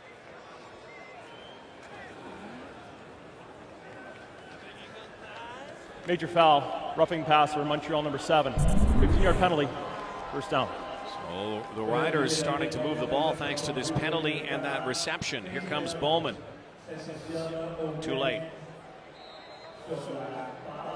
This is the most continuity we've seen from the Saskatchewan offense since really the beginning of the game, when they had that hitch screen that became a lateral and they fumbled the ball. They never really got past the midfield stripe after that. See what they can do here as they keep it on the turf, and Dyer brought down by Kyrie Zeber. We've seen the Alouettes over the last couple of weeks playing quite frequently that 4 linebacker set. Kai Hebert joining the trio of Cox, Woods, and Venable. Creates a lot of flexibility for them in terms of the looks that they give.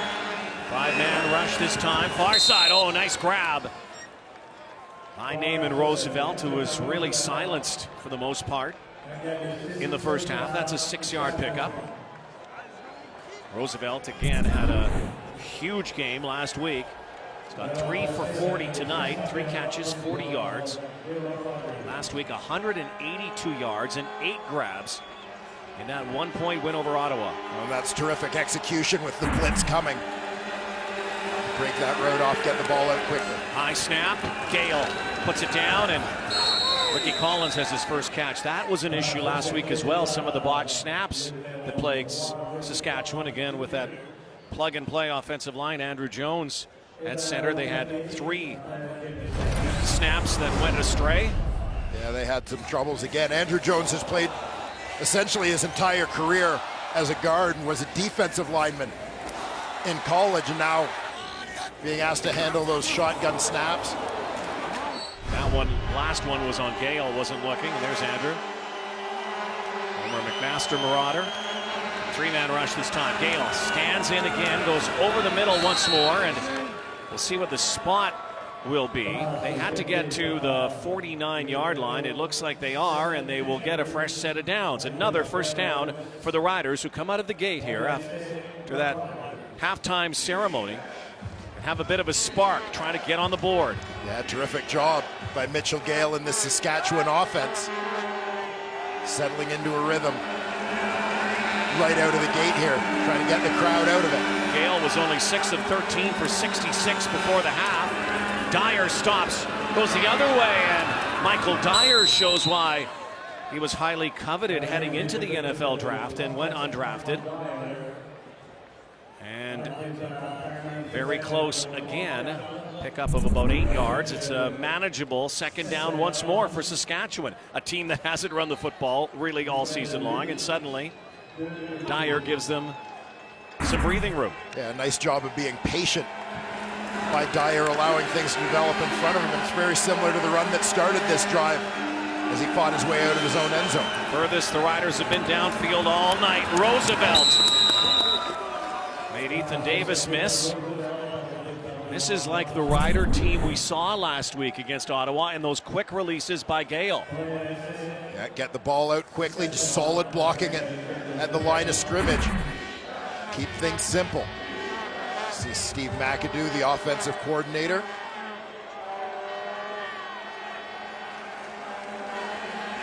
Gale shotgun again, 1st and 10.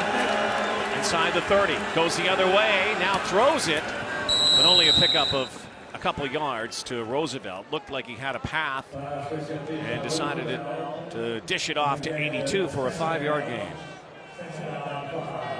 Well, they nickeled and dimed their way down the field here in this possession, largely with Gale just getting the ball out quickly before pressure can come.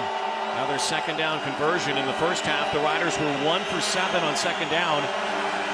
In this second half, on this drive, they're 4 of 4, looking to go 5 of 5, and they are. Naaman Roosevelt, they're saying incomplete. He tried to sell it. I bought it, but the referees aren't. A good battle with the ball in the air there. Again, Montreal's going to bring pressure off the edge. The ball's got to come out quickly. And there it was on the turf. So the best the Riders will do, although they did have a sustained drive and finally some offense. This will be a 33-yarder for Tyler Crapigna. It was the hero last week against Ottawa. 53-yarder to essentially win the game, their first of the season. And look at the numbers. Saskatchewan's a man short. Play clock is going to expire. They're going to have to go backwards now, and it'll be a longer kick for Crapigna. Time count violation. Saskatchewan number 18. 5-yard penalty. 3rd down. Crapigna is one of the smaller guys in the field, but we've watched him for so many years back to his McMaster days. Huge foot. Yeah, this is a guy who's always been one of the elite kickers when you go back even to his high school days and so on. Very heavily recruited guy, a guy who played on provincial teams and so on.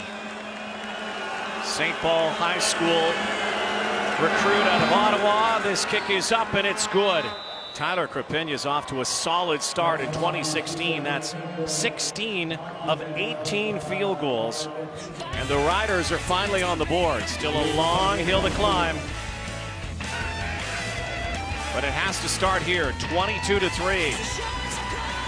Alouettes high-flying offense comes back on the field when we come back to Montreal.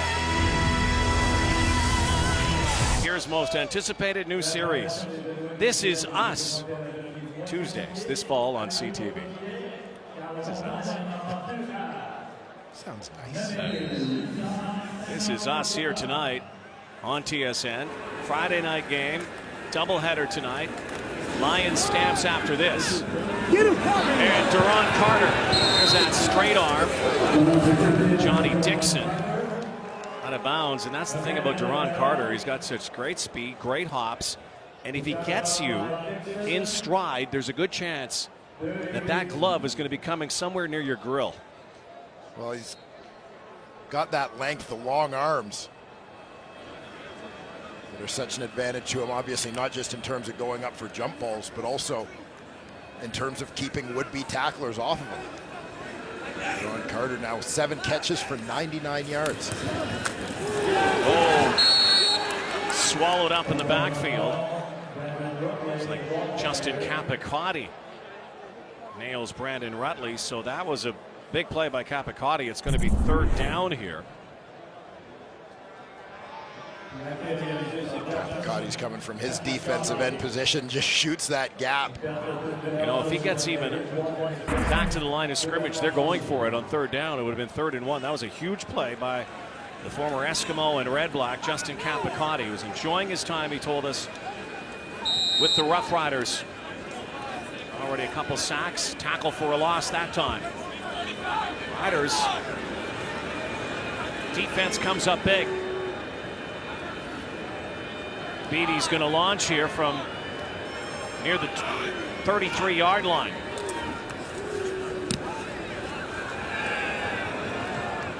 High flying kick. Lawrence has it. Cuts back. Downfield quickly. Nick Shorthill. Mitch Gale's got his team on the board, but they need touchdowns. Down 19 on Friday Night Football. Responsible for a number of great moments in CFL history. And this one of the greatest of his career as he surpassed legendary Terry Vaughn to become the CFL's all-time leading receiver. And of course he was surpassed by G. Roy Simon, but Van's going to come up and join us. If we can get past all the fans here. Tell you what, if you got a nickel for every 86 jersey in here tonight, very rich man. Oh, in traffic. Incomplete pass, Gale to Collins. Winston Venable was there. Tight coverage, so too Ethan Davis. Great to see the young kids, and that's the thing about the Canadian Football League. You're seeing a lot in the last couple of years. So many young fans that have gravitated to the game, and never know that kid someday may be wearing a number in Montreal and playing football here. It's a great province for football. Grassroots. Here comes the blitz. Gale now recognizes and goes deep into gridlock down there with Davis and Roosevelt, stride for stride. Mitch Gale may have had some running room too there to get that 1st down, but now they're going to have to boot it away. Yeah, this is one where he's just taking a shot, but ultimately he's looking at that matchup on the outside. Sorry, Dwayne, a late flag that just flew.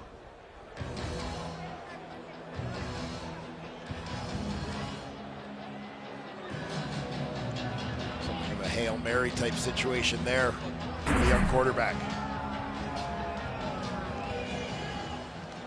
After the play, major foul. Unnecessary roughness, Saskatchewan number 37. Half the distance to goal. 3rd down.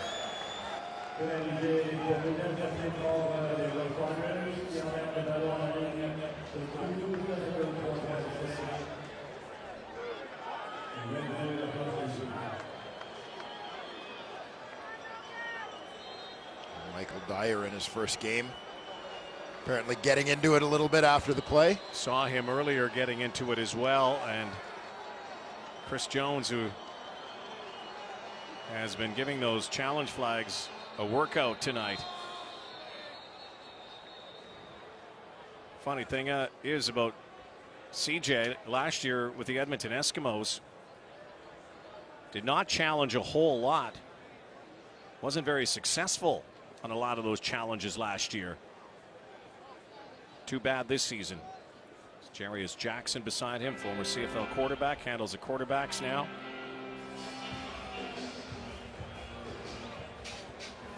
Delay game. Saskatchewan.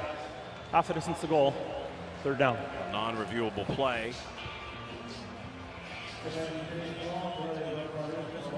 So this even moves it back further. Josh Bartel, who has a really big leg, but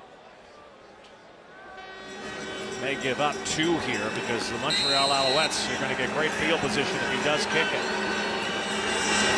Gives up 2.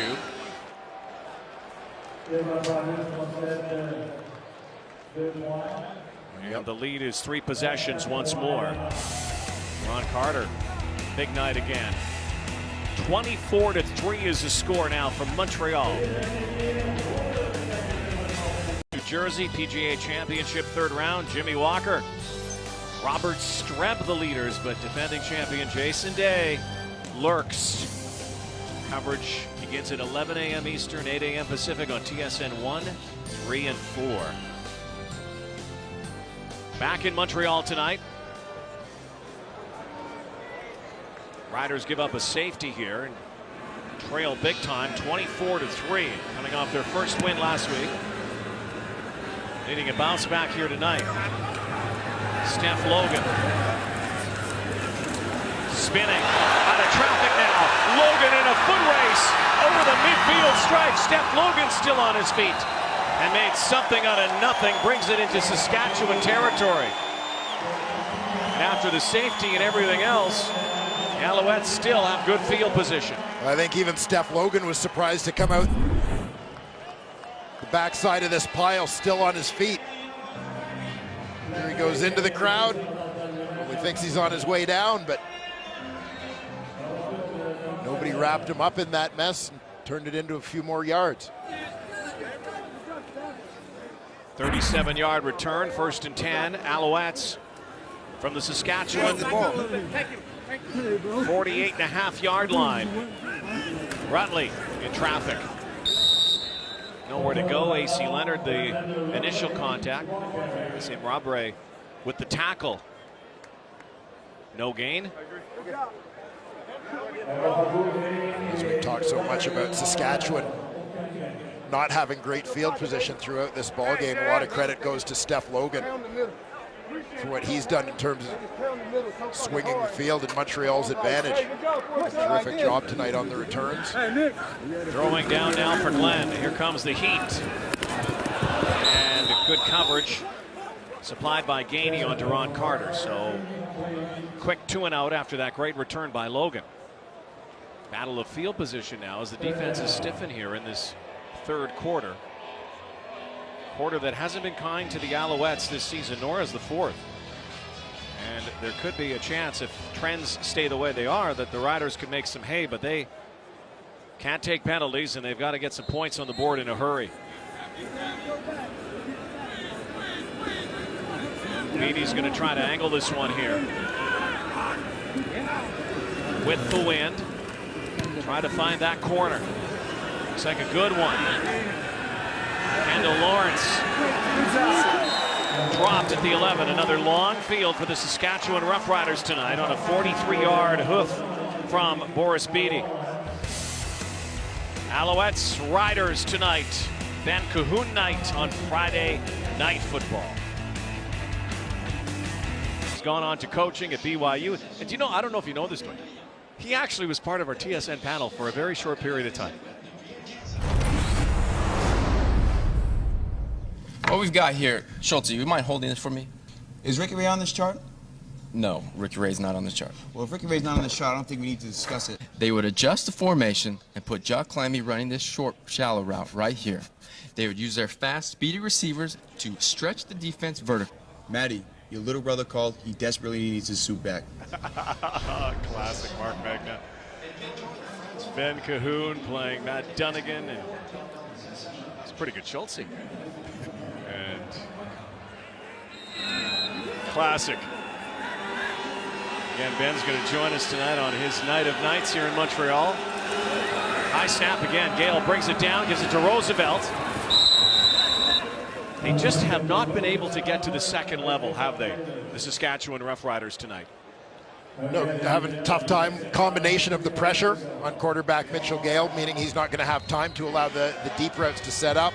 But even in terms of breaking some plays, whether it's been short passes where receivers have been able to break tackles, there hasn't been a lot of that. Montreal's done a pretty good job, as you just saw, coming up and making plays, wrapping up and securing those receivers after the catch.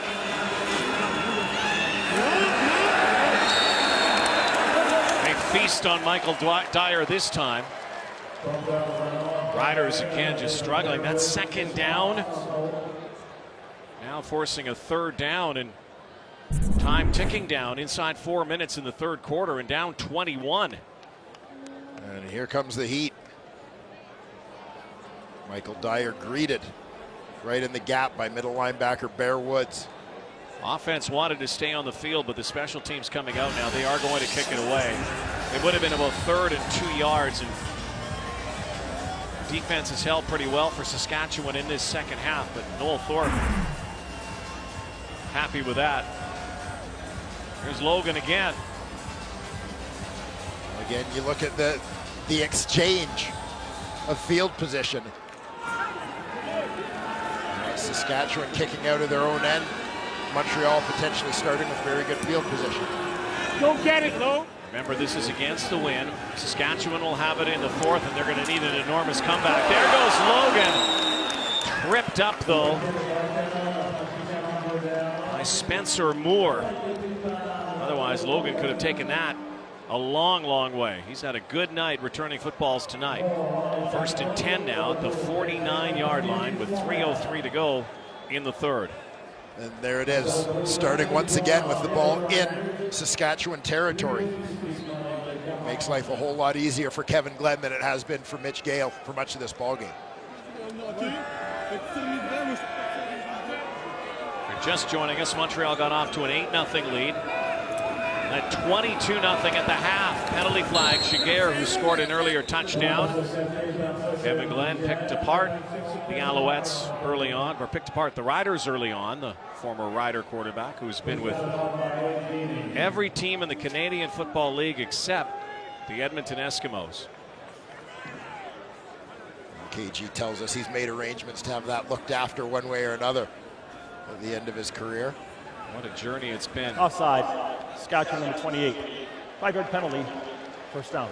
Chasing the Chalice, too. I mean, he had so many chances and wants one last shot at that Grey Cup. Something that has eluded him. So 1st and 5.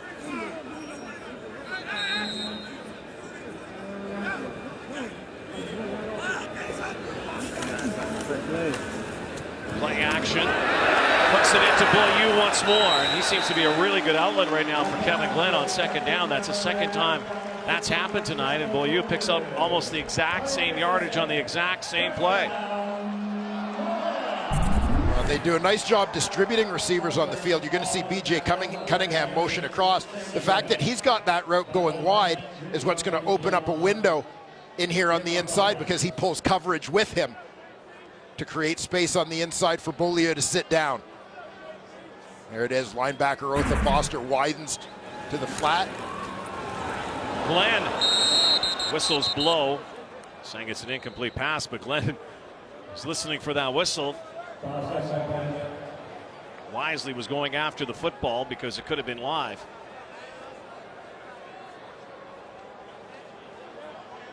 A rare hiccup in the passing game for the Alouettes that time.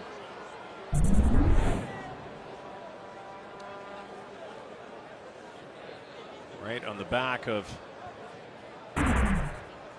Jacob Ruby, his left tackle. Guy who fills in for the incumbent for so many years here, Josh Burke. Now in Argo. Glenn now deep drop. Steps up, decides to take off. Swings it past to Nick Lewis. Look at the hurdle. But this play's coming back. It looked like Kevin Glenn might have been over the line of scrimmage.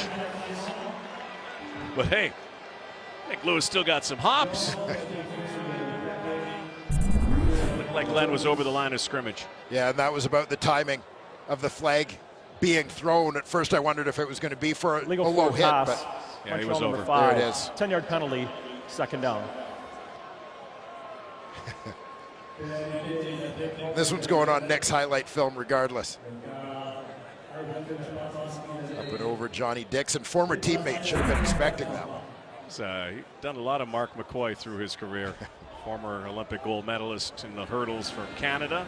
Nick Lewis has hurdled over many defenders through the years.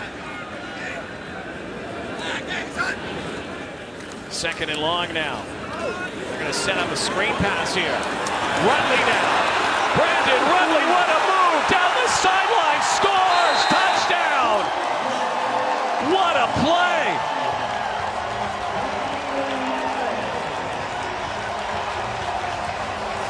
Couple of great shakes along the way there for Brandon Rutley. Brandon Rutley, 38 yards. First receiving touchdown. This was an absolute beauty. Yeah, he slips out from that backfield check. Screen sets up. Here's the convoy. Phil Blake, Philippe Gagnon in front. Gone. Nice block downfield by Nick Lewis. Terrific effort by Brandon Rutley. Dives into the end zone. Watch this. What a play. What a night for the Alouettes. They are absolutely pouring it on now. 31-3. Again, Brandon Rutley filling in for Terrell Sutton, but when they have the numbers and the ratio that they can have Sutton and Rutley together, it makes the offense click even more. Yeah, absolutely. I mean, with Brandon Rutley, you're not really talking about putting in a backup, but you're looking at a guy where he's going to come out on the screen and then away he goes. Watch the big boys get out in front, the two guards. Blake and Gagnon, they're two guys leading the way. Terrific block by the rookie Gagnon.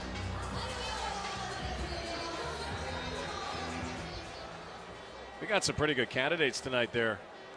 40 for Nissan Titan Player of the Game. Ron Carter's had a big night. KG, Kevin Glenn. Rutley hasn't been too shabby either. Yeah, 10 touches, 84 yards so far. Now a touchdown. That was set up perfectly now. Riders, Kendall Lawrence. They're getting beaten up tonight in all three phases.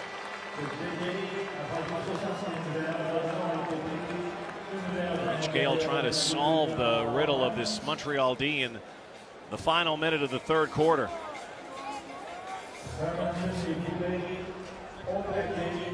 Last week, 21 of 36 for 354. Nowhere near that tonight. Again, we knew there were going to be some challenges offensively, as you see Darian Durant on the sidelines, out for the second consecutive week. And he comes again. They've got Naaman Roosevelt absolutely blanketed here tonight as well. Billy Parker all over him. Well, Roosevelt's a guy who's not going to sneak up on anybody anymore. He's established himself since joining this team midway through last season. He's a very dangerous receiver in this league. He's garnering a whole lot of attention. Second and 5 from the 25 for Gale. So zip it in there one more time for Langford, and Javon Johnson says no way. That's it. That's the third quarter. Montreal all over the Riders tonight. When we come back, Ben will join us. 86 on his night. Friday Night Football, honoring the great Ben Cahoon. Honoring Ben Cahoon. And number 86 retired forever. Family, friends here, and of course all the fans, and of course Ben Cahoon. And a lot of these tonight. There are a lot of Ben Cahoons in the house. This is the real Ben Cahoon. Well, what's it like to look out and see 19,000 of you staring at you? My kids saw these when we walked into the stadium, and they just cracked up. It's the full head of hair, Cahoon. days gone by. Often imitated, never duplicated, right? How was it tonight to come back? I know the last time you were here was your induction into the Canadian Football Hall of Fame. What was tonight like for you?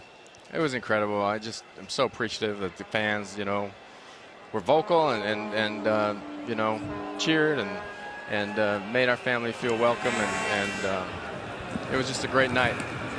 The speech was a little concerning to me, but it's a relief to have it over. And en français at times too. A petit peu. I'm hoping the microphone system was bad enough that you couldn't hear the poor pronunciation. Ben, the way you came into this game and what you did here in Canada and what you've done with your life, I don't think anybody ever plays a game to get into a Hall of Fame or to have your number retired. But what does that mean to you? I don't even know how to explain it. I definitely didn't ever expect it. I'm just appreciative of it, and the more I played, the more I recognized that how dependent I was on the 10 of the 11 other guys on the field. We were all interconnected, and I was fortunate to play with studs for a bulk of that career. Offensive linemen, obviously Anthony Calvillo, great running backs, other fantastic receivers. So I was just lucky enough to stick around long enough, and I guess the stats kind of added up. What do you think of your old buddy here coaching as well? I like the glasses. Yeah, it looks studious.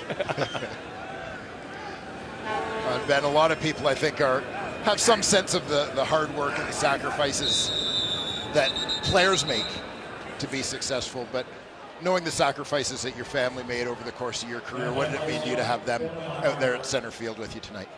It was great, and for them to feel the cheers, they were just in the backgrounds for 13 years and cheering on and hearing people cheer for me, but for them to be on the field and feel the appreciation from the fans of Montreal, that was special. My wife was emotional, and it was a neat moment for sure.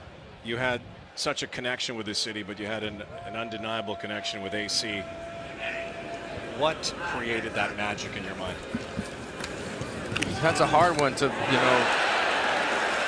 make. Just like Nick Lewis just pulled in. Yeah, it was just a chemistry and a trust, and my job was just to be where he expected me to be, and he did a great job of anticipating, reading body language, and throwing it in the hole.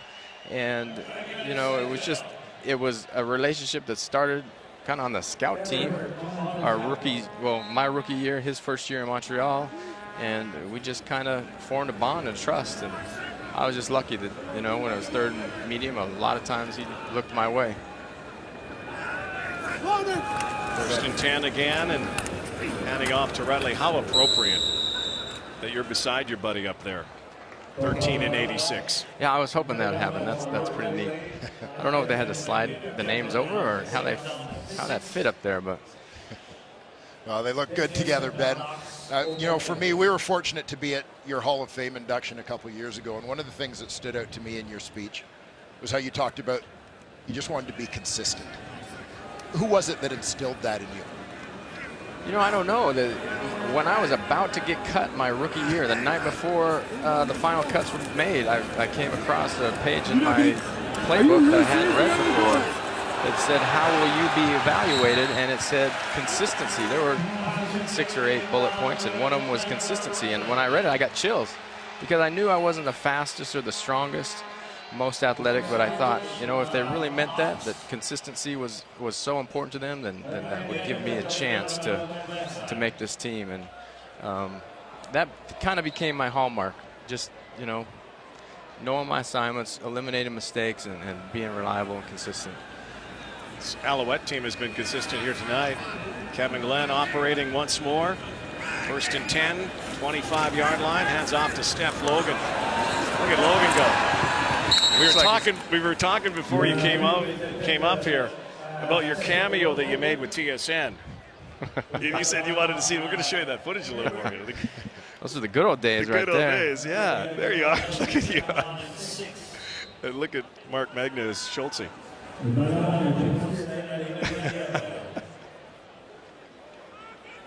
Jermaine Copeland, outstanding in the role of Jock Climby, by the way.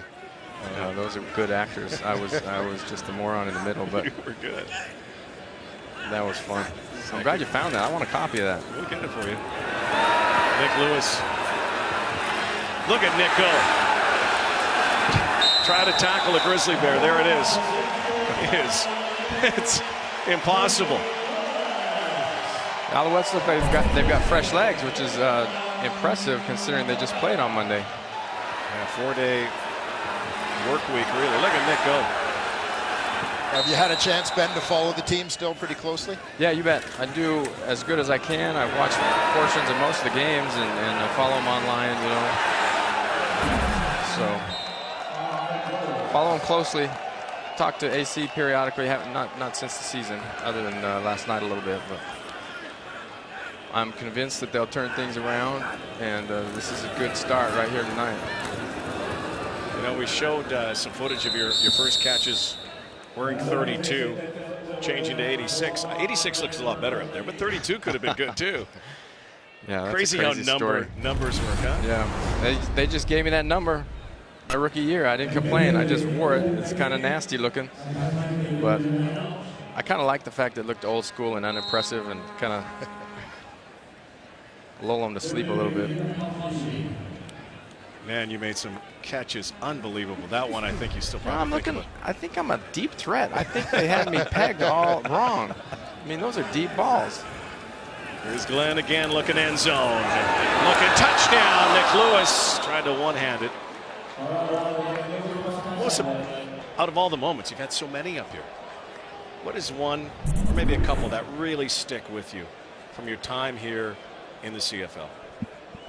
Well, that first Grey Cup in Calgary, it was just a magical moment. We're trying to come back. We're behind, and we're trying to fight and claw our way back into the game. And we get in the huddle, and Anthony looks at me in the eyes and said, "Get on your horse on this one, Cahoon." And I had a post route, and you know, we completed it, scored a touchdown, took us to within 2 points, and we ended up coming short with under a minute to go. But those kind of things are just magical moments. Your quarterback looks you in the eye and says, "Hey, I'm counting on you on this one."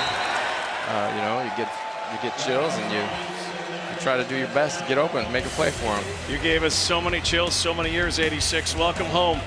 Congratulations. I appreciate it so much, guys. It's good seeing you, Ben. Appreciate it. Enjoy your night. Ben Cahoon night here in Montreal. 86, the number. The CFL on TSN is brought to you by GMC. We are professional grade.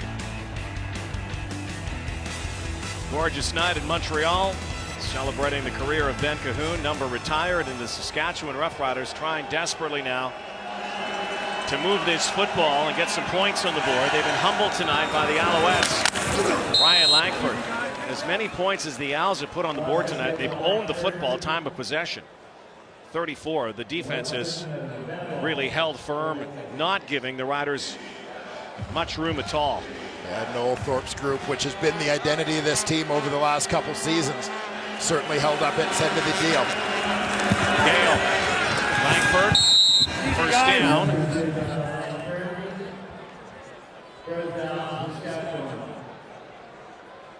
Quick hitter there again to Langford. Speedster out of the University of Illinois. Reminder to all of our viewers, those of you who want to watch the Lions, the stamps at the top of the hour.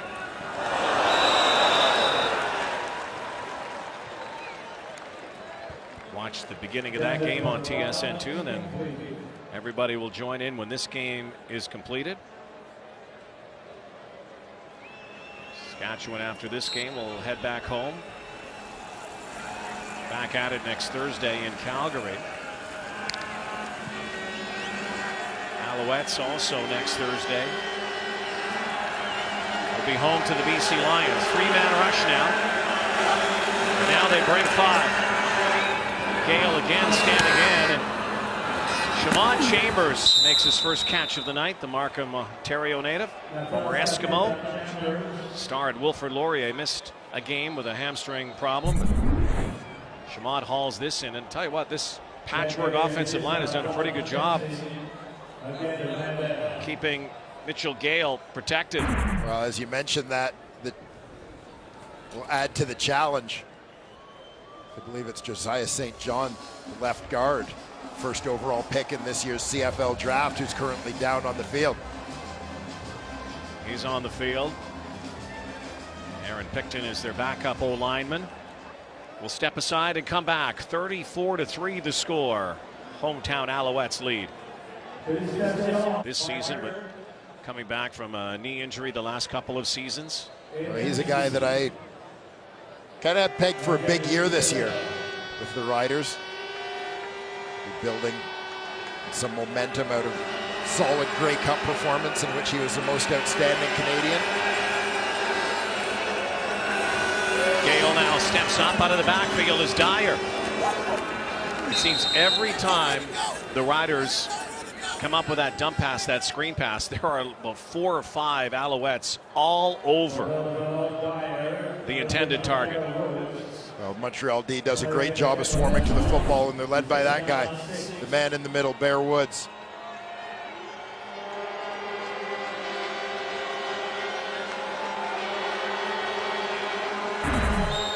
Saskatchewan's first trip to the red zone. The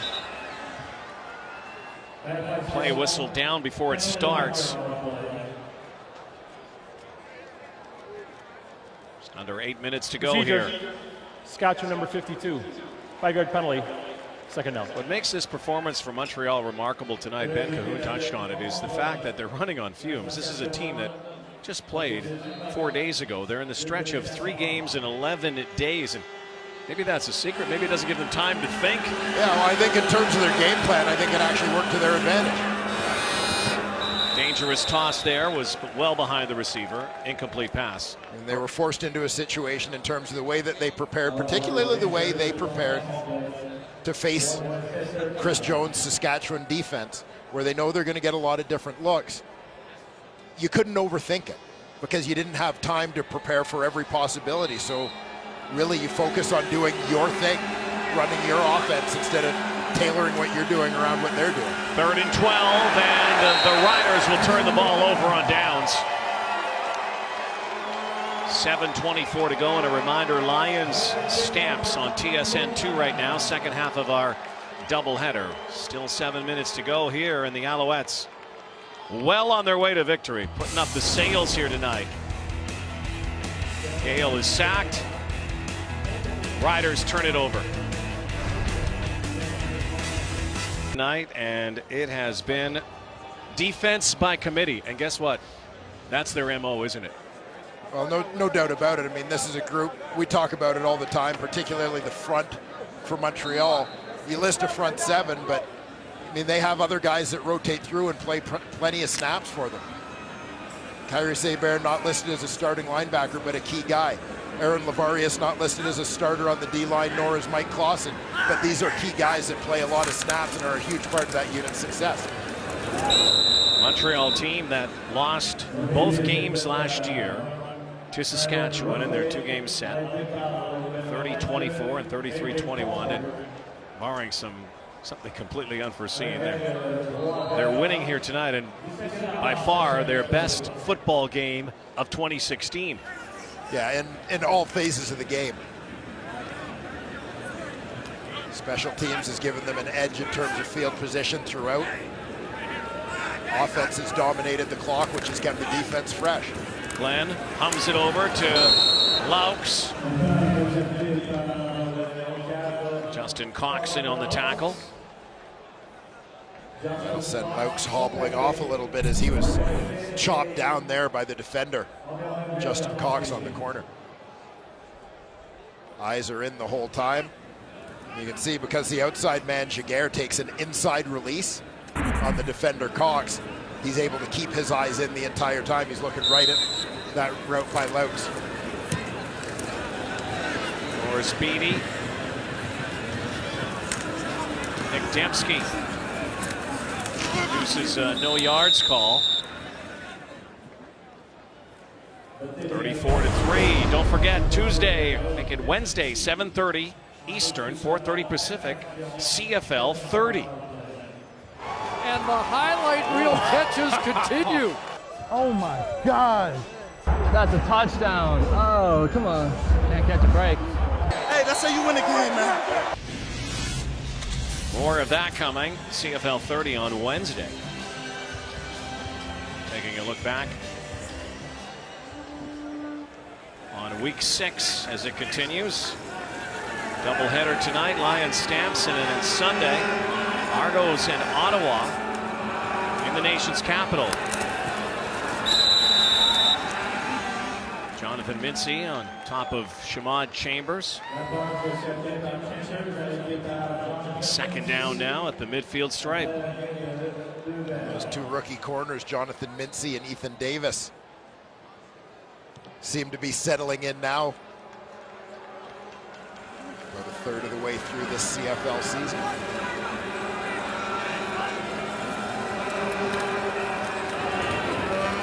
Dyer out of the backfield.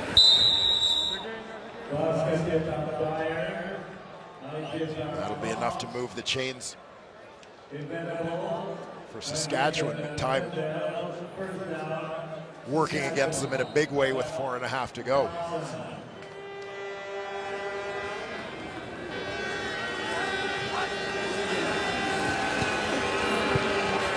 Gale once more, and out of the backfield, unable to hang on, is the newcomer.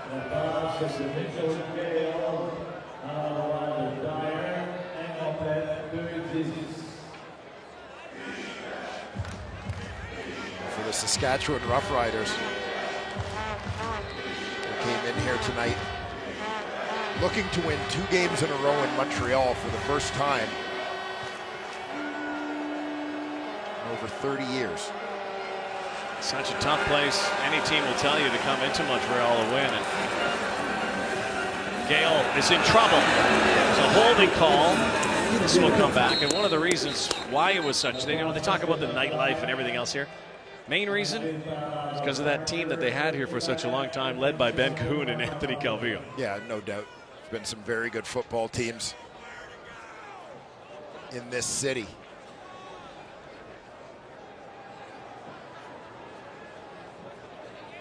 Probably appropriate tonight that Saskatchewan would be in town. Holding. Saskatchewan number 69. 10-yard penalty. Second down.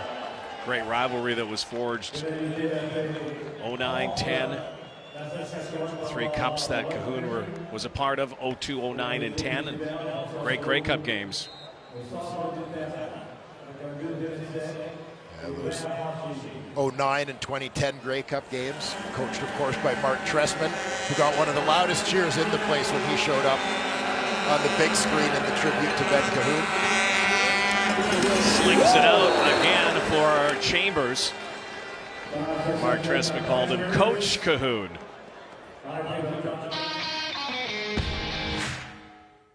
Those tough on the field deserve a truck that's tough on the road. The 2016 GMC Sierra.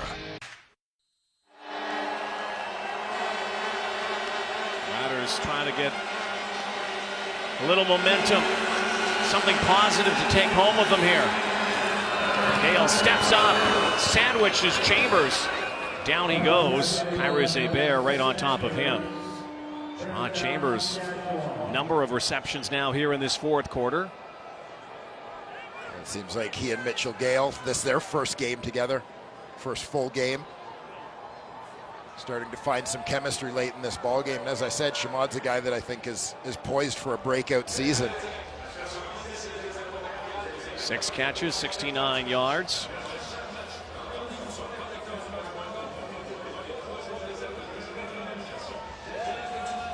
Now the 3-minute warning is going to be signaled here, but Mitch Gale also looked like he wanted to take a timeout, but it is the 3-minute warning on the field. Montreal well on their way to the W here. Chris Jones back to the drawing board as they get ready to head back to Regina. Win of 2016, Saskatchewan Roughriders are going to fall to 1-4 in these final 3 minutes, but Riders trying to get some points here. The guy's had a big night, certainly a candidate for player of the game, Bear Woods. Issue with the Alouettes defense is they've all chipped in here tonight. Gale and Billy Parker, see you later. Foot race now, and Parker is caught by Dyer. Billy Parker. That was a 100-yard dash before the Rio Olympics there. 64-yard interception return, but not to the house. A couple of big plays for Billy Parker tonight. He had that first quarter fumble recovery that was quickly whistled down as it was initially ruled an incomplete pass. May have scored on that one. Look at the quicks on Michael Dyer. Michael Dyer may have reeled him in on that one too. Wow. For his first game too, again, one of those nights that you sometimes maybe want to burn the videotape. But you're looking at a guy like Dyer and a play like that, and still playing to the end. And here's a guy who's been out of football for a bit. So Rakeem Cato getting some playing time now. Kevin Glenn out of the ball game. Impressive night for him. Again, we talk about those candidates for player of the game. Duron Carter, great night, great start early on. Brandon Rutley, maybe a touchdown of the game. All have been terrific. The guys that they count on offensively, you talk about people like Duron Carter and Kevin Glenn. The guys they need to be great, they were great.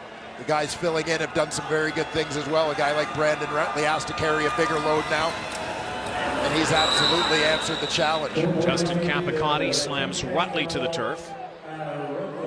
Nick Lewis, another veteran, made some big plays for this team tonight.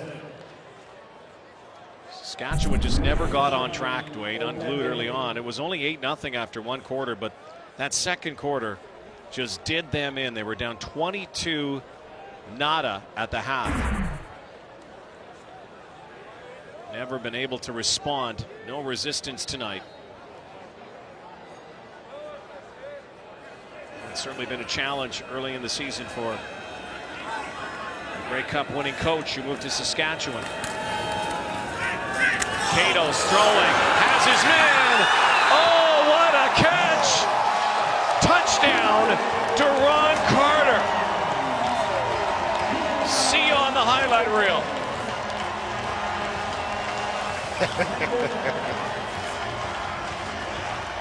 Duron Carter with Nick Lewis making sure he doesn't go near that sideline. Yeah, personal escort back to his bench. No, Duron's got it all under control. Fantastic effort on the catch here. Nice job tracking that football. Oh, a sweet move off the line. You know, he started off like he was going to have one of those record-breaking nights, and then they kind of went away from him for a while. Right back at him. The funny thing about Duron Carter, and we've had a chance to sit down with a very thoughtful young man, by the way, a very intelligent young man. He always tells us that he hasn't had his best game yet. Yeah, he has a very high standard for himself, and he's looking for pretty much the perfect game before he'll even call it a good game. I'm sure Pops is watching. Hall of Famer Chris. You know what, buddy? We've been talking about the Titan player of the game. We had a lot of choices. We've gone back and forth. Guess what? The final vote is in. Well, here we go. Duron Carter clinched it with that last catch. That takes him to 8 catches, 115 yards. Set up a touchdown early in this ball game. And closes it out with a touchdown right there. Duron Carter is our Nissan Titan player of the game. Brought to you by Nissan Titan, official vehicle of the CFL. And on a night where we honor 86, 89 is the player of the game. And the way this guy has started his career, and even though he went away last year for a year, he's the kind of guy, and he's young enough, he stays up here and plays the way he can, he could be one of those players someday. He's a game changer. He has all the talent in the world. So funny, you had Duron Carter early, then we kind of changed it. Went to Kevin Glenn, then Duron Carter Woods. was the catalyst for the Montreal offense tonight. He had 3 catches on their opening possession, opening touchdown drive. And as much as he's the player of the game, I think Jim Pop would be more than willing to also say, and I think Duron might even say that too, this was a complete team effort tonight from the Alouettes. It really has been. I mean, plenty of guys have chipped in on offense. We talked about some of them, Nick Lewis, Kevin Glenn, obviously, Brandon Rutley, offensive line that's done a nice job both protecting the quarterback and allowing Rutley to chew up some yards on the ground. The defense has been phenomenal, holding Saskatchewan to 3 points. And that's why we also thought about Bear Woods and others, Winston Venable. The problem with the Montreal defense when you're trying to come up with a player of the game, it would have to be a pick six. It would have to be one of those Chip Cox-like nights that he's had in the past, because they all are so formidable. Yeah, I mean, Noel Thorpe talks about the versatility and interchangeability within the group and says, you know, we really don't even label guys with positions. It's just 12 X's on the blackboard that we can move them around anywhere, and that's the way this group plays. Mitch Gale, nice dodge there, and that looked like an interference call. It is.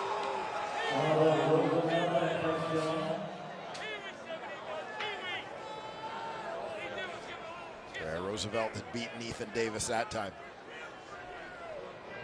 Pass interference, Montreal number 26. Spotted foul. First down.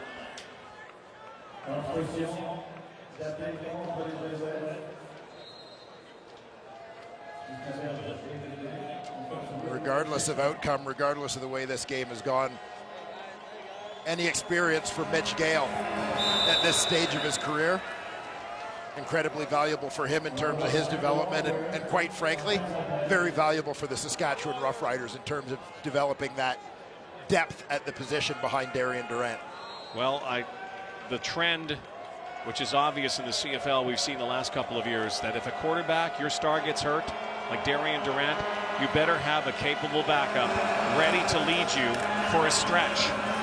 Riders clearly are Darian Durant's team, but look at Winnipeg. Drew Willie struggles. They go back to Matt Nichols last night.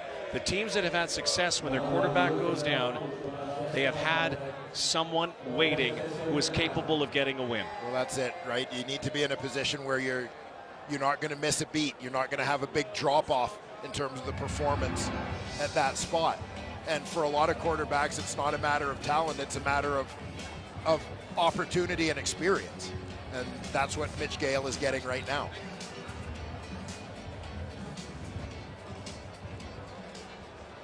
Obviously, the hope in Rider Nation is that Darian Durant will be back for their next outing. Still a minute to go. Just one trip to the red zone tonight for Saskatchewan. They were unable to get a touchdown, and Steph Logan, we're going to add to this here. He's another one of those guys we talked about as a candidate for player of the game. Steph Logan's been a difference maker all night here. Well, you talked about Saskatchewan coming to Montreal, getting a chance for 2 wins. We talked about the house of horrors this place can become. The last time the Riders were throttled like this against Montreal was here, not too long ago. Yeah, a couple of years back, October 13th, 2014. The Riders went down 40-9 in the hands of the Alouettes. Beaulieu getting some touches now. This will be the most lopsided win, the biggest win so far in 2016 across the Canadian Football League. We've seen a lot of close games. We've seen some overtime games, but this one, you tell at halftime it wasn't going to be that kind of game. An inspired effort for the Montreal Alouettes, and it may be what Duron Carter talked about with John Liu at halftime. The fact, you know, they watched some of those Ben Cahoon highlights during the week, and, you know, as Duron Carter said, it kind of made you aware of the standard here in Montreal, and for a guy like him at receiver, made him want to put on a show and live up to that.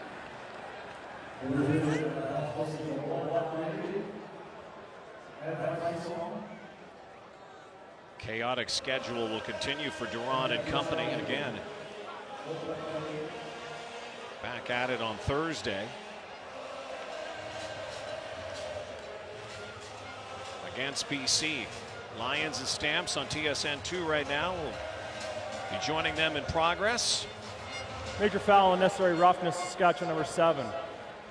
Penalties declined as yards were gained. First down.